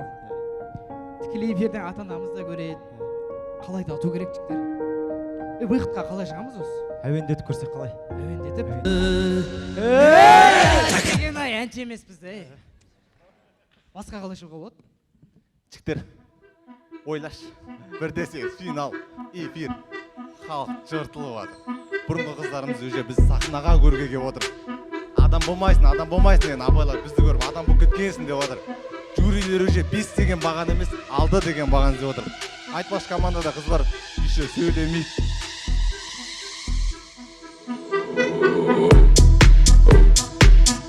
Саулық тілейміз Астана!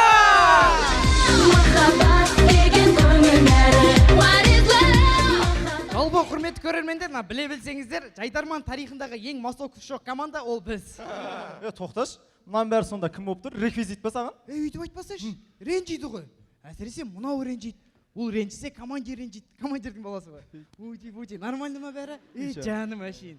Содан кейін мынау енді би десең би билейді. Астанада үйі бар да просто. Одан кейін енді мынау ән айт десең ән айтады. Астында машинасы бар.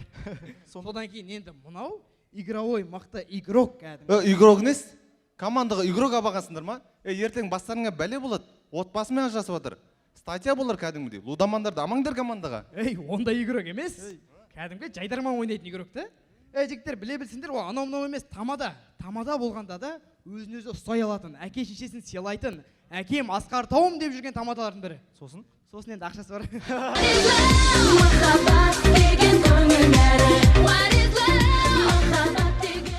Әке демекші, бізге командир әкелеріміз ойынға шығудан алдын формаларын дұрыстап, дайындап шығыңдар деген.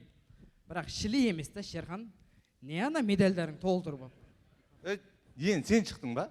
Өткенде де бір комментарин көріп қалсам, неғып военлердің медальдары көп, соғысқа ұрып келген ба дейді. Бомбар әшейін емес қой, мысалға қара. Өткенде Сағдат Нұрманбеттің 100 жылдығы болды. Міне соғаған алды міне.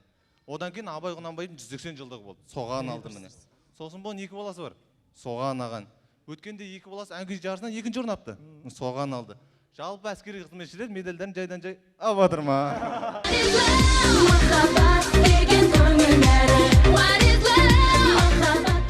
Жалпына құрметті көрермендер, рахмет. Бірі білсе, бірі біле бермес, погонымыздағы К деген әріп, ол негізі курсант деген мағынаны білдіреді. Бірақ енді ол керек кезінде, ақша жоқ кезде бір курьер болып та береді. Қыздармен танысқан кезде бір красавчик болып та береді. Сосын енді болып тұрады енді, көшеде таяқ жеп қалған кезде красный болып та береді. Бұлың тек КВН-де күлдіріп бере ма жатыр десе, дәл осындай көңілмен байланысшыларымыз байланыстамыз. Тоқташ, жігіттермен сөйлемейін ба? Сәлем көрермен, біздің бүгінгі сұрақ жауап бағдарламамыздың қонағы Аружан. Бүгінгі талқылайтын мәселеміз, біз не үшін Аружанға сөз беру керекпіз? Қазір мен сізге сұрақ қоям, тез, немесе жоқ деп жауап бересіз. Сіз ән айта аласыз ба? Жоқ. Би билей аласыз ба? Жоқ. Тамақ істей аласыз ба? Жоқ. Кір жуа аласыз ба? Жоқ. Жігітіңіз бар ма? Жоқ. Жігіт жоқ екен жігіттер. Тоқта, жігітің жоқ болса, онда өткенде неге кездесуге шақырғанда келмедің? Есі дұрыс адам казармаға шақыра ма? Ол енді несі ұнамайды саған? 3 мезгіл тамағың тегін, киімің, жататын жерің, оқуың, барлығы тегін. Оның үстіне болашақта офицер болып шығасың. Солай болса барша жігіттерді біздің оқуға түсуге шақырамыз. Қойшы өмірді жоғары.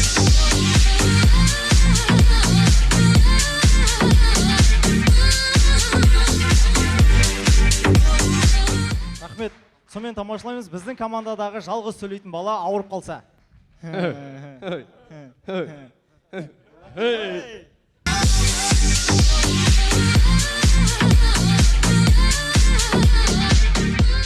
Бірі білсе, бірі білмейді. Есен аға да әскерде қызмет еткен. Сонымен тамашалаймыз, Есен аға әскерде.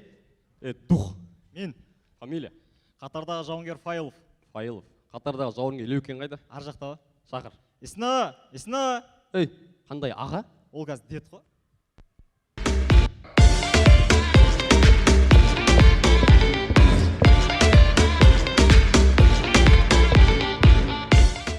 Жұмыссыз жастар жинаған күзгі призыв ашық. Оңға жүгіре бас.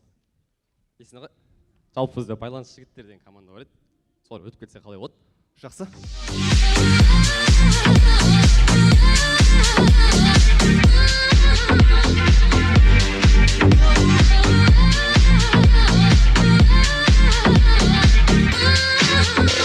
Жігіттер байқадыңдар ма, налига сәл қиындау сияқты ма қалай? Неге? Қарсыластарын алдын ала білмейді дегесін. Сен оны айтасың. Кезінде мысалы бауыржан аталарымыз соғысқа қатысқандардың кім екенін білмей ақ келді емес пе? Сонда да намысы мен ерік жігерінің арқасында жеңді ғой. Сол бауыржан момышұлы атамыз айтады, соғыс мектеп, ал ол адамды шынықтырады, бірақ соғыстың болғанын ешкім тілемейді. Есін аға, точно ұмытпадыңыз ғой? Жақсы. Әлемде соғыс болмасын, болса да тек жайдармандағы жекпе-жекте ақ болсын. Сіздердің алдарыңызда өнер көрсеткен Қазақстан Республикасы Қарулы күштері радиоэлектроника және байланыс әскери инженерлік институты байланыс жіктері командасы. Рахмет. Қасірлі алашымды, қорғаймын барасылы, намысын қолдан берме. Байланыс жіктері командасы радиоэлектроника және байланыс әскери инженерлік институтының басшысы генерал-майор Нұртас Кабаковқа өз алғыстарын білдіреді. Сейфуллин және байланыс жігіттері сахнаға.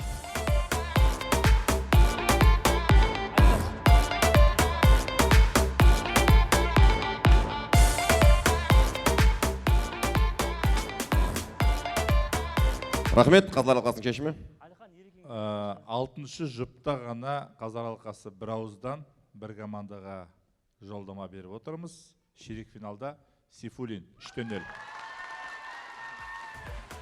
Командалар сахна сыртынан шығарып салайық. 6-шы жұптың қорытындысы бойынша Сейфуллин құрамасы кезекті ширек финалист атанып отыр. Жалғастырамыз. 7-ші жұп алғашқы болып бастайтын биылғы жылғы маусымдағы ерекше топтардың бірі Астана қаласы Міржақып Дулатұлы атындағы номер 68-ші мектеп гимназиясы. Сахнада мультикеңістік командасы.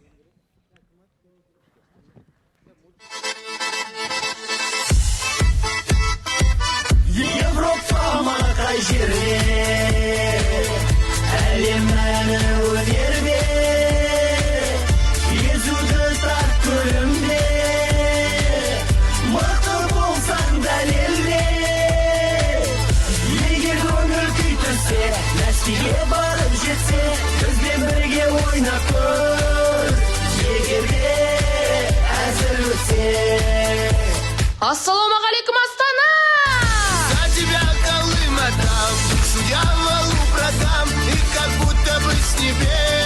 Құрметті достар, біз жайдарман тарихындағы ең алғашқы анимациялық командамыз. Бүгінгі ойында кейбір командалар ұту үшін өздерімен танымал жайдарманшыларды алып шығуы мүмкін. Сондықтан да біз де өз кезегімізде танымал мульт кейіпкерлерді алып шығамыз деп шештік. Сонымен бүгін бізбен бірге бір сахнада өнер көрсететін мульт кейіпкерлер: Шрек, Маша мен Аю, және де бауырсақ, яғни Колобок. Ендеше, дәл осындай жұлдызды құраммен мультикеңістік. Қарсы ал, Астана!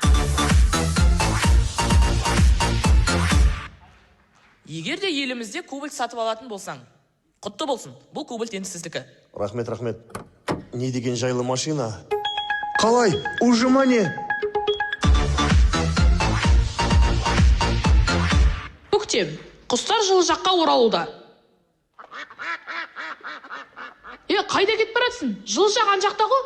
Иә, білем, кроссовка ұмыт көткен, бара беріңдер, арттарынан барам.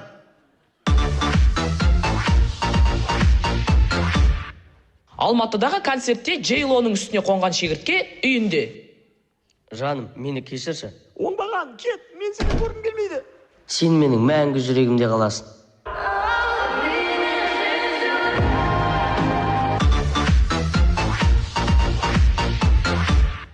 Маша и Медведь мультфильміндегі Маша аңшы болса.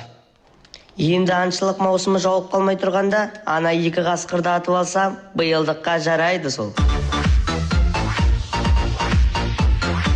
Колобок, яғни бауырсақ, аздап тәкаппарлау болса.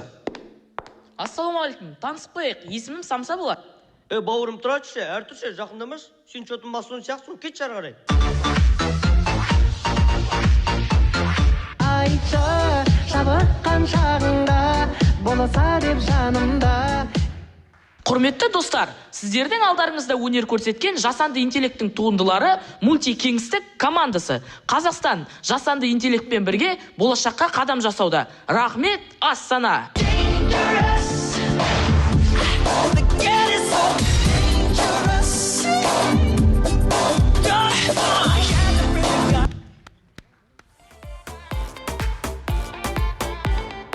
Мультикеңістік командасы Міржақып Дулатұлы атындағы номер 68-ші мектеп гимназиясының директоры Лаура Сәрсенбековаға өз алғыстарын білдіреді. Мультикеңістік командасының қарсыласы сахнада Тараз қаласынан келіп отырған Фокус командасы.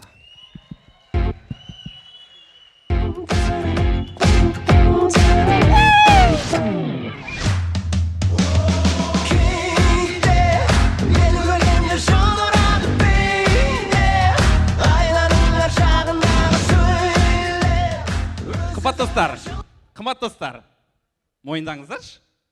Барлығыңыз астанада тұрасыздар ғой, иә? Логично ғой. Үйлерінен келіп отыр ғой. Нұрық. Общагадан да келіп отқандар бар. Астана, Алматы, Тараз. Қазақстанда қалалар көп қой. Бәрі мен айтам ба? Карталарыңызды ашып қарасаңыздаршы. Карталарыңызды ашыңыздар. Мен жүрем. 9 қиық. Басыңыздар. Басамайсыздар ма? Көтеріңіздер. Көтере алмайсыздар ма? Ішпеңіздер. Сенде халықтан ялу деген нәрсе бар ма? Комплекс деген нәрсе бар ма? Менде комплекс жоқ. Менде первыйға борщ, второйға манты. Мен неге пижама киіп алды деп ойлап отқан шығарсыздар?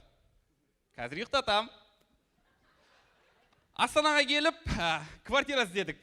Тәуелсіздік көшесіне барып таптық. Бірақ хозяинмен тұрамыз. Оның несі тәуелсіздік? Одан кейін Ұлы Дала көшесіне бардық. О жақта Төреғали жоқ. Сосын Төреғали Ұлы Дала баласы емес екен ғой. Төрәлі көкеміздің баласы екен ғой. Одан кейін Достық көшесіне бардық командамызбен. Бір қырылып алдық та.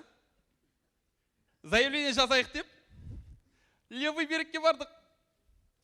Сол қолмен жазамайтын есіме түсіп кетті. Сосын правый берекке бардық. Мен прав болып шықтым. Ереке, көрермен білмейді ғой оны. Сен неге ішкі кухняны айтып жатсың? Енді не? Залда айтайын ба? Ереке, сіз негіз бізді дұрыс пайдаланамайсыз. Егер сіз бізді дұрыс пайдалансаңыз, бізден біраз нәрсе шығады. Мына қыз дұрыс айтады. Мыналардан біраз нәрсе шығады. Мысалға, тер, көз жас шығады. Эй, Фокус Тараз! Эй, Фокус Тараз! Эй, Фокус Тараз! Фокус, фокус! Эй, Фокус Тараз!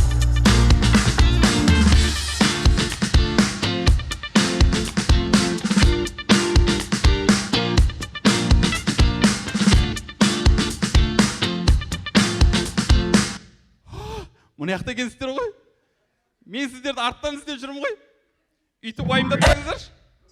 Эй, Фокус Тараз! Эй, Фокус Тараз! Басымды жуып алдым.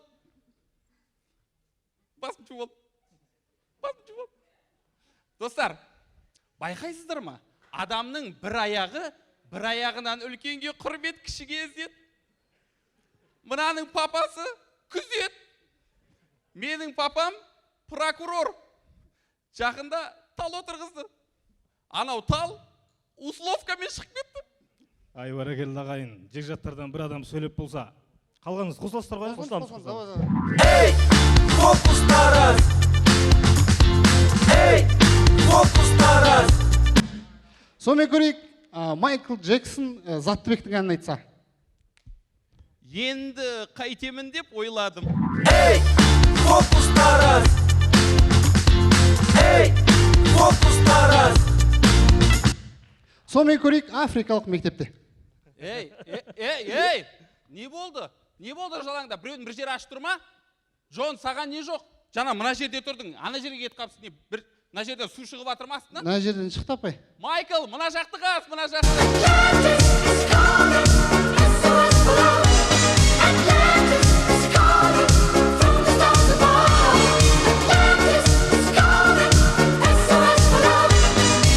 Қымбат достар,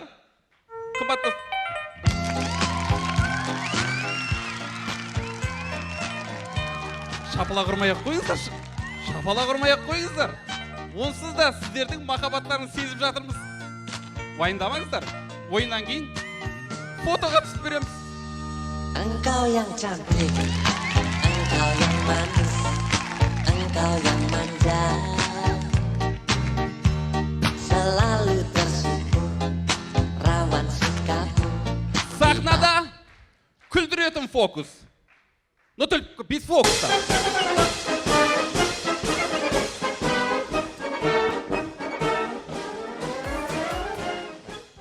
Фокус командасы Рахмет компаниясының директоры Нұржан Әбілқасымовқа өз алғыстарын білдіреді. Мультикеңістік және фокус командалары сахнаға.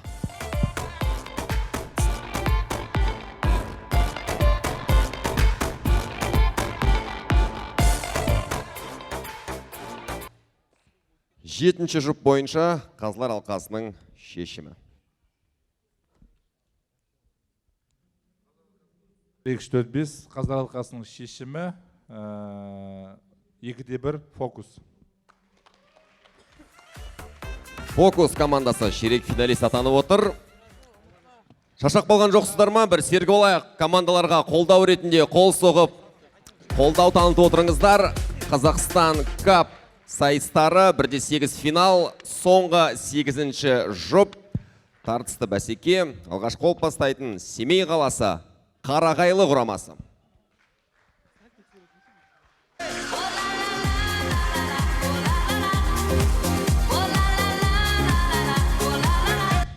Құрметті көрермендер, мынау Қазақстан кап ойындарында ешқандай редакторлық жұмыстар жасалмайды. Яғни ол дегеніміз біздің ойынымызды сахнаға шыққанға дейін ешкім тексермейді. Енді бізде бір 2 вақыт тұр, құрметті көрермендер. Соң қайсысымен шықсақ, түнімен ұйықтамадық, сіздермен ақылдасақ, мынандай бір дерзкий бір вақытымыз бар. Қазір шығыңдаршы балдар, қазір көрсетейік. Шығат міне. This is mega, don't stop baby.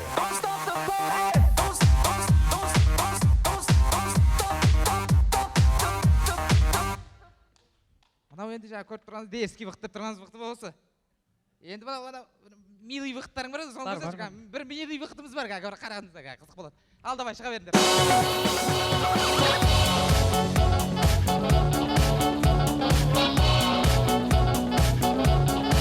Қайсысы? Қайсымен шыққандарсыз? Айтсаңыздаршы. Милыймен ба? Дерзкиймен ба? Ал давай, дерзкий болса дерзкиймен шығамыз. Кеттік жүріңдер. Hey, my people. This is mega, don't stop baby. Don't stop the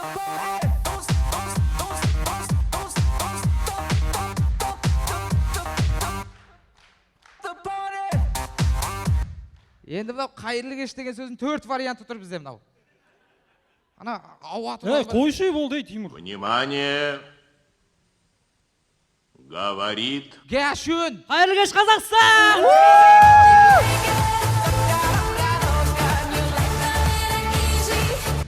Қазақстан кап әттеген-ай. Осы ойынға келмес бұрын әкеммен ақылдастым ғой. Әкем біраз ақыл айтты енді. Әкем аузына қарап қаппын. Не дейді әкеңнің аузы? Бүгінгі ойында айырыңдар.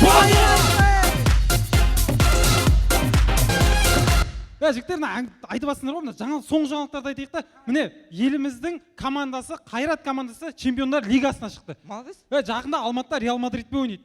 Ана ойынға бар ғой, билеттер сұмдық қымбат. Адамдар билет ала алмай жатыр. Билет алған күннің өзінде ана 10 минутта сатылып кетіп жатыр. Қалай кіреміз анаған енді? Олар дұрыс деп жатқан жоқ негізі. 2 сеанс беру керек қой. 2 сеанс. Екеу? Иә, Реалмен 2 сеанс. 3,5-да біреу, 7,5-да біреу. Тура соны ойнап берсе болады ғой. Или жігіттер. Реалмен Қазақстанда тур жасасын. Идея. Пожалуйста. Міне, Алматы, Талдықорған кете береді, аяғы Астанаға келеді. Эфирный ойын ғой, есін жүргізеді. Сонымен бітеді. Жарайды, одан кейін Пафос, Олимпиакостарға қаяқтайын. Ой, жіберсей, Абай ауданы бер.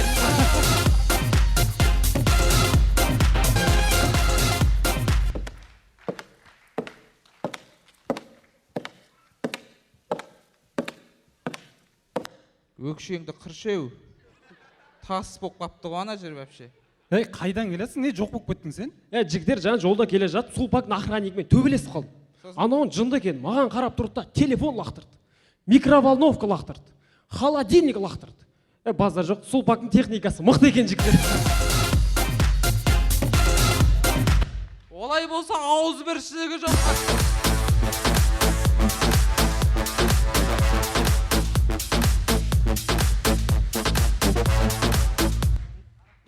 Сонымен көреміз күйеуімен ұрсып қалған ара. Шаршадым, балдарым жинайын да кетем.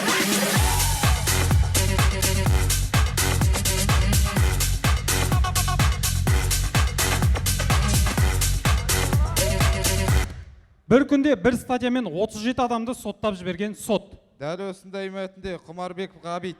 Дәл осындай мәтінде Ғасырбек кеттік.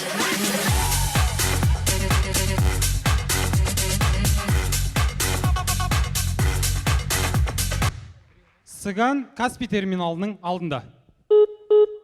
Не кладите монеты.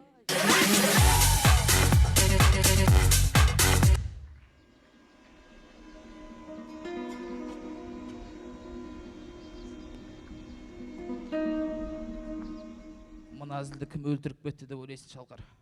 Автор деп ойлаймын. Ізіне түсейік сол автор.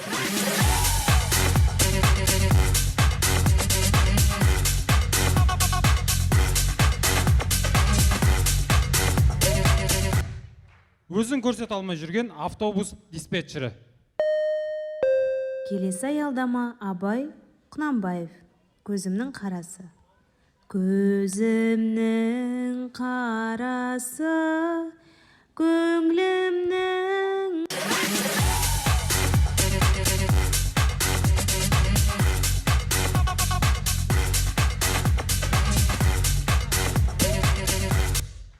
Отырыстарда осындай жағдайлар міндетті түрде кездеседі. Көз моншағың қолыңдағы, көз моншағың үзіліпті. Ей қарақат.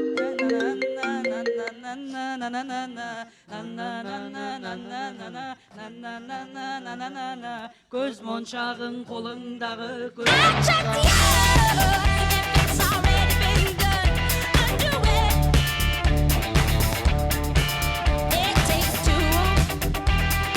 Внимание! Говорит... Тимур! Сіздердің алданызда өнер көрсеткен ауызбіршілігі жоқ.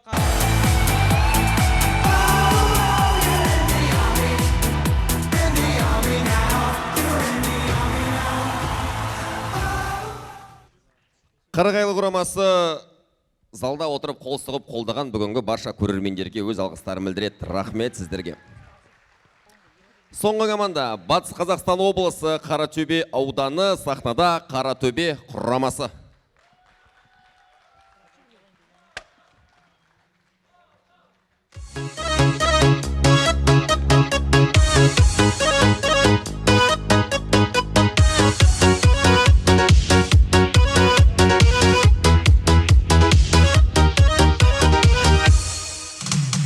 Бақытыма балап тұрып, қалай кетем қалап тұрып, көздеріңе қарап тұрып, неге қош дедің, неге қош дедің.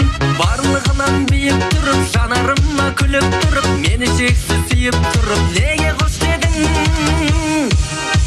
Жүрегімді менің жаралама, сен басқа болмай ма жігітте артық. Ей жігіттер, ей Қуан қазақ, жақында Қайрат Нұртастың әйелі босанды. Сен жарымсың ба? Сен туған апаң өлейін деп кесірімен әрең босанғанда олайға туған жоқсың сен. Ассалаумағалейкум Астана!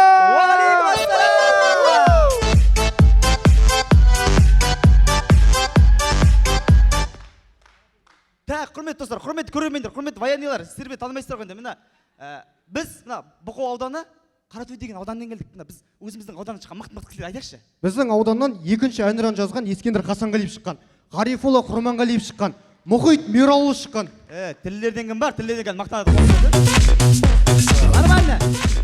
Кім қатты жүрді отырыпсың? Аха, кеттік. Мен жігітті айтпақшы, мен вообще қатты настроем жоқ. Дым настроем жоқ, мен эмоциям жоғалтып алдым. Не болып қалды саған? Мен настроем жоқ. Не болды енді? Настроем жоқ просто. Айтшы, не болды? Мана Астанаға келерде біздің ауылда көрші апа бар ғой. 97-тегі әже бар. Үйіне барсам, анау суицид істеп жатыр. Әже ме? Иә, сосын әжеге айттым, әже қуасың ба, қайдағы суицид? Құттай шыдасаң өзің кететін едің ғой деймін. Прикол ғой. Жігіттер, мынау жынды таза бар ғой. Мынау жарым қалай еріп жүрді мынады. Мынау әкімнің қызын алып қойып кеткен ғой. Ичу? Әкімнің қызын кім алып қойып жатыр? Байы бар, сағынады ғой дейтін. От, сағынбасын деп байымен бірге алып кеткен жоқ ма дейді қуасың.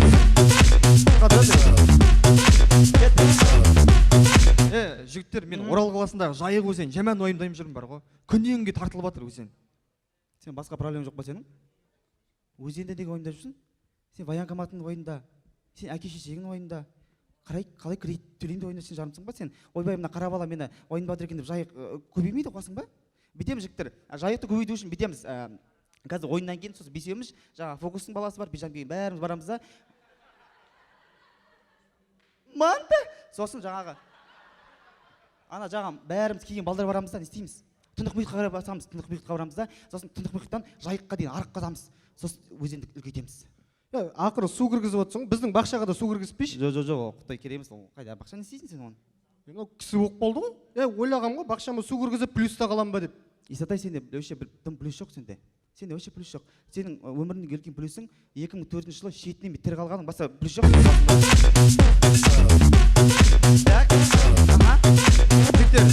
Айбетпендер сөздерімді білейін. Құрметті анашым, келіп жеткен 65 жасыңыз құтты болсын, сүйікті ұлыңыз сахнада, Астанада. Мындай толып кетті да бұлар да? Мындай толып кетті, жармайсың ба? Сен шешеңе неге осы живой айтпайсың? Нағыз болса WhatsApp-тан бірдеңе жазып жіберсең, сен қуасың ба?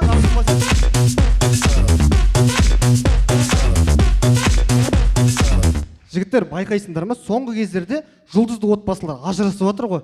Мен кәм уайымдаймын қатты аналарды бар ғой. Бардак болып жатыр жаман. Сенің отбасында соның ар жақ бір жағында жүр ғой, Исатай, негізі. Ата-анаң анау сенің, Исатай. Семьяң семья дейтін семья емес, негізі бар ғой, Исатай, көрдің бе сенің? Сендер семьямен толағайға барып көрген сұрай сендер, Исатай. Үйлерінде бес бірдей көк футбол жоқ қой, көкем. Сен білесің ба, мына өміріңде екінші таңдау болып жатса, ана екісіне шамай келсе таңдамайсың ғой сен біле? Кеше тамақ ішіп отқан бетін айтпайсың ба? Ой, апай жерде ғой, ренжіп қалып тағы бардак шығарып жіберіп жүрсің, керек емес.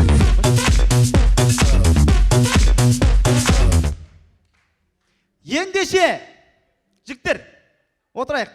Жігіттер, кетті құрсын, басқа.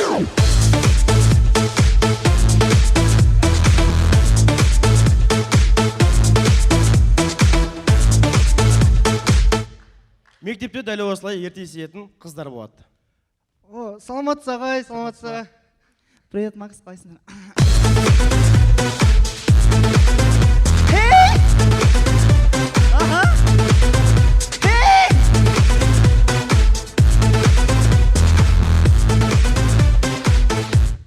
Сонымен көреміз осылай, орталық шіркеудің қасынан достарымыздың өтіп бара жатқан кезде дәл осылай айтқан шығармыз.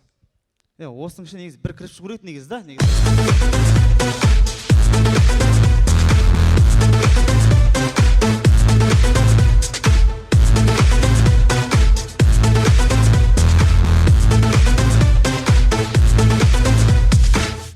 Тамашалаймыз Қаратөбедегі ОМОНдар. Жат! О, Белучий! Нормально!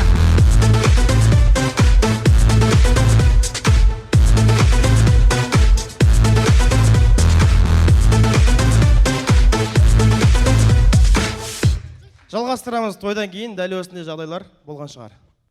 Көкем, болды қайтайықшы шен, не? Қайтамыз ғой қазір, не болды? Сен неге баланың құрдастарымен ішіп жүрсің, сен жармысың ба? Қуанышқа көтеріп отыр, қуаныш. Сен қуанышыңды көтеріп отыр, көкем. Сен үй салғанда біреу келді ма? Цементін тасыған мен, растворыңды езген мен, үйдің төбесін жапқан мен ғой, көке, қуасың ба сен? Таңертең мен досым отыр, білесің ба? Таңертең шлянка жұтасың ғой сен, Шлянка жұтып отқанда қасынан корейский салы шығып кетті, жақсы ма сол? Ұялды шықты, көке, 14 кредитің бар, 14. 15-шіне жаңа одобрение бермей қал, жақсы болды. Вақтыдан ақша түссін, жауып тастаймын бәрі кредитін. Сен кіршеш бірінші вақтыға. Ол не вақты? Жұмыстан бір ақшасын бетпейді қуасың ба? Вақты болмаса бір онлайн курстар үйреніп жатырмын, трейдинг, анау мынау деген байып кетеміз бір күні. Сен Samsung көтермейді ғой, көке. Менің одноразовый фотомды әрең ашасың ғой сен. Жарымсың ба? Сөйлесің брат. Мен қазір такси шақырамын, сен шық. Қазір барам. Сен жерге тек...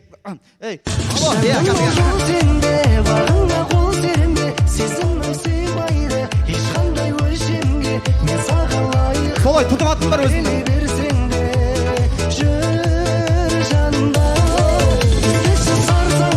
Болмайды шаршауға, мүмкіндік бермеймін, сағынып аңсауға, ауылда қалсам да қалаға. Рахмет Арал. Құрметті сіздердің алдарыңызда өнер еткен Есен ағаның ең сүйікті командасының желестері, яғни Назыраудардың, Гранттың, Таланттың інілері Қаратөбе құрамасы. Рахмет.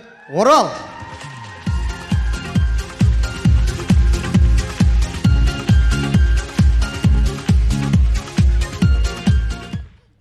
Қаратөбе құрамасы қаратөбелік ағаларына өз алғыстарын білдіреді. Соңғы жұптың ойыны Қарағайлы Қаратөбе құрамалары сахнаға.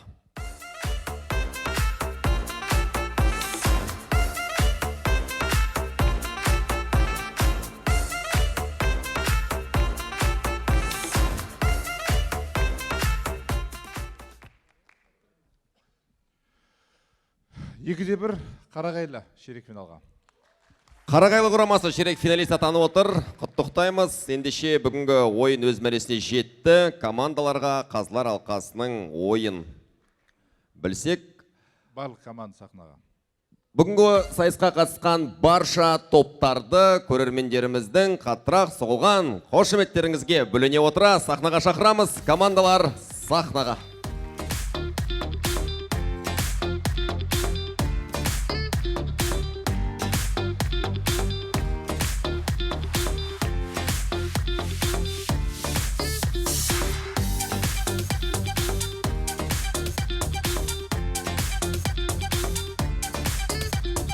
Барлығын күтпей қойық, ja. Рахмет, құрметті көрермендер, сәл шыдасаңыздар, 2-3 минут уақыттарыңызды аламыз, мәдениеттілігімізді көрсетіп, орындарыңызға жайғассаңыздар, Қазылар алқасының ойын тыңдайық. Алмас Нұртаза, бүгінгі ойын жайлы. Рахмет. Қысқа да нұсқа. Арғарай өткен командаларға сәттілік, өтпеген командалар мұнаймаңыздар. Маусымашар, недалеко, алда, Маусымашарда кездесеріміз. Рахмет. Рахмет, Рүстем Елжанов. Қайырлы кеш. Маусымашардың анау отборочный турлар болады, сондай отырғандай болдық. Бірақ дегенмен де командаларға айтарымыз, сіздерге бір үлкен мүмкіндік берілген екен. Ұйымдастырушылар тарапынан бұл үлкен батыл шешім, сіздерге үлкен мүмкіндік. Сама редактора, яғни өздеріңіз редактора жасап, осы кезден дағылансаңдар, болашақта ол жаман болмайсыздар. Ол тек қана жайдарманда емес, басқа өмірде де қажет болатын не өз-өзіне редакторлық жұмыс жасау. Одан кейін сәттілік, енді осы дәл Жастар сарайының сахнасынан қазіргі біздің еліміздегі медиа саласы болсын, киноиндустриясы болсын, басқа да жақсы салаларда жүрген азаматтар, азаматшылар осы Жастар сарайының сахнасында алғашқы қадамдарын тура сіздер секілді бастаған болатын. Сіздерге сәттілік. Алдағы уақытта енді бір ғана айтқым келеді, енді қазір қысқа ғана сөйлеп көп нәрсені үйретіп кете алмаймыз ғой. Көп жағдайда сіздердің барлықтарыңыздың әзілдеріңіздің тақырыптары ұқсас. Тек көрген, естігендеріңіз жайында сол тақырыпта әзіл шығарғансыздар. Оқыған, тоқыған, бір нәрседен түйген ойларың жайында әзіл шықса, сіздерге үлкен жеңіс болады деген ойдамын. Баршаңызға сәттілік. Рахмет. Рахмет, Есен Елеукен ағамыз. Көп рахмет. Негізі осы жобаны бастаған кезде біз бұрынғыдай тек жауапкершілікті өзімізге алмай, жауапкершілікті көбінесе командалардың мойнында болсын деген сондай жоспарымыз болған. Енді қызып келе жатыр. Басында 60-тан аса команда қатысып, қазір енді 8-ақ команда қалды.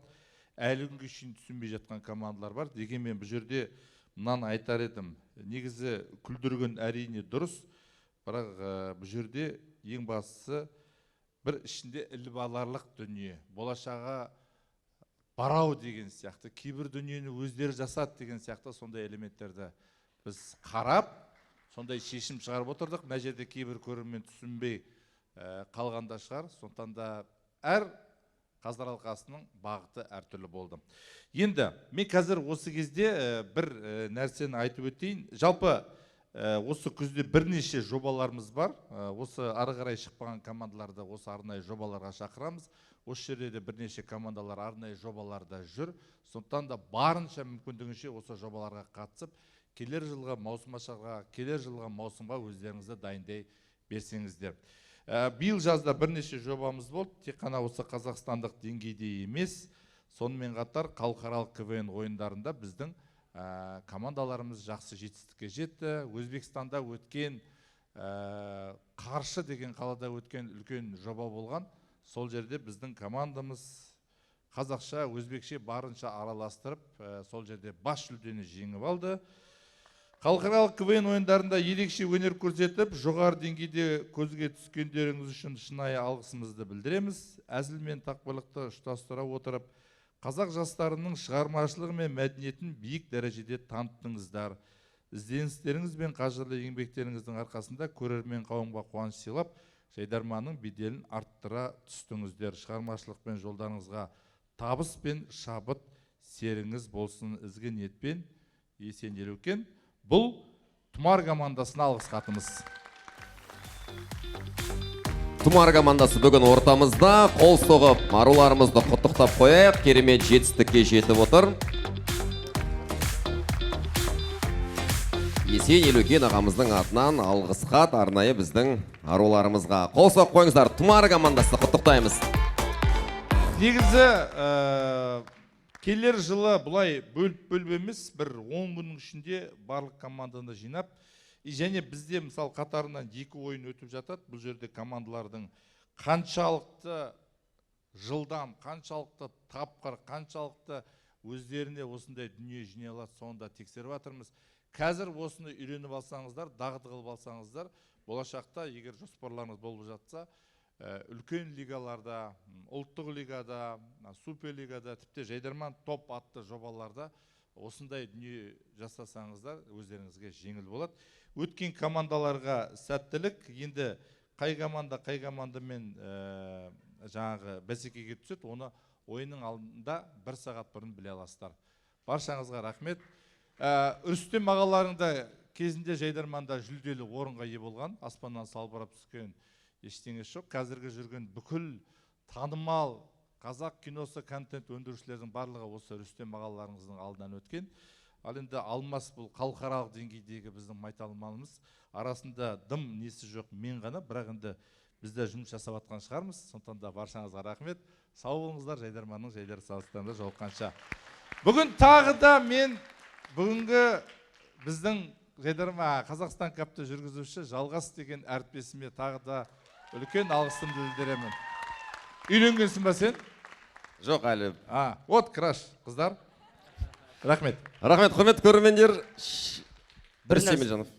Кешірім сұрайын, бір нәрсе айтып жіберсем, рұқсат болса. Енді командалар енді басталып жатыр, көп командалар бастауын алып жатыр ғой. Команданың атауын сәл ойлансаңдар, ертең солай қалып кетеді ғой команда. Ертең үлкен чемпион болып жатқан кезде осы команданың жігіттері деп айтып жүреді. Әсіресе мен енді мүмкін менікі қате шығар, Сейфуллин командасының атауы ауысса деген менде бір ой болып тұр. Өткен енді түрлі жағдай болады ғой. Ертең кейбір ойындарда нашар болса, өтпей қалса, Сейфуллин нашар деп мысалы атап тұрса ыңғайсыз естіледі деген мен ойым жеке. Көрсеңіздер. Сол, рахмет.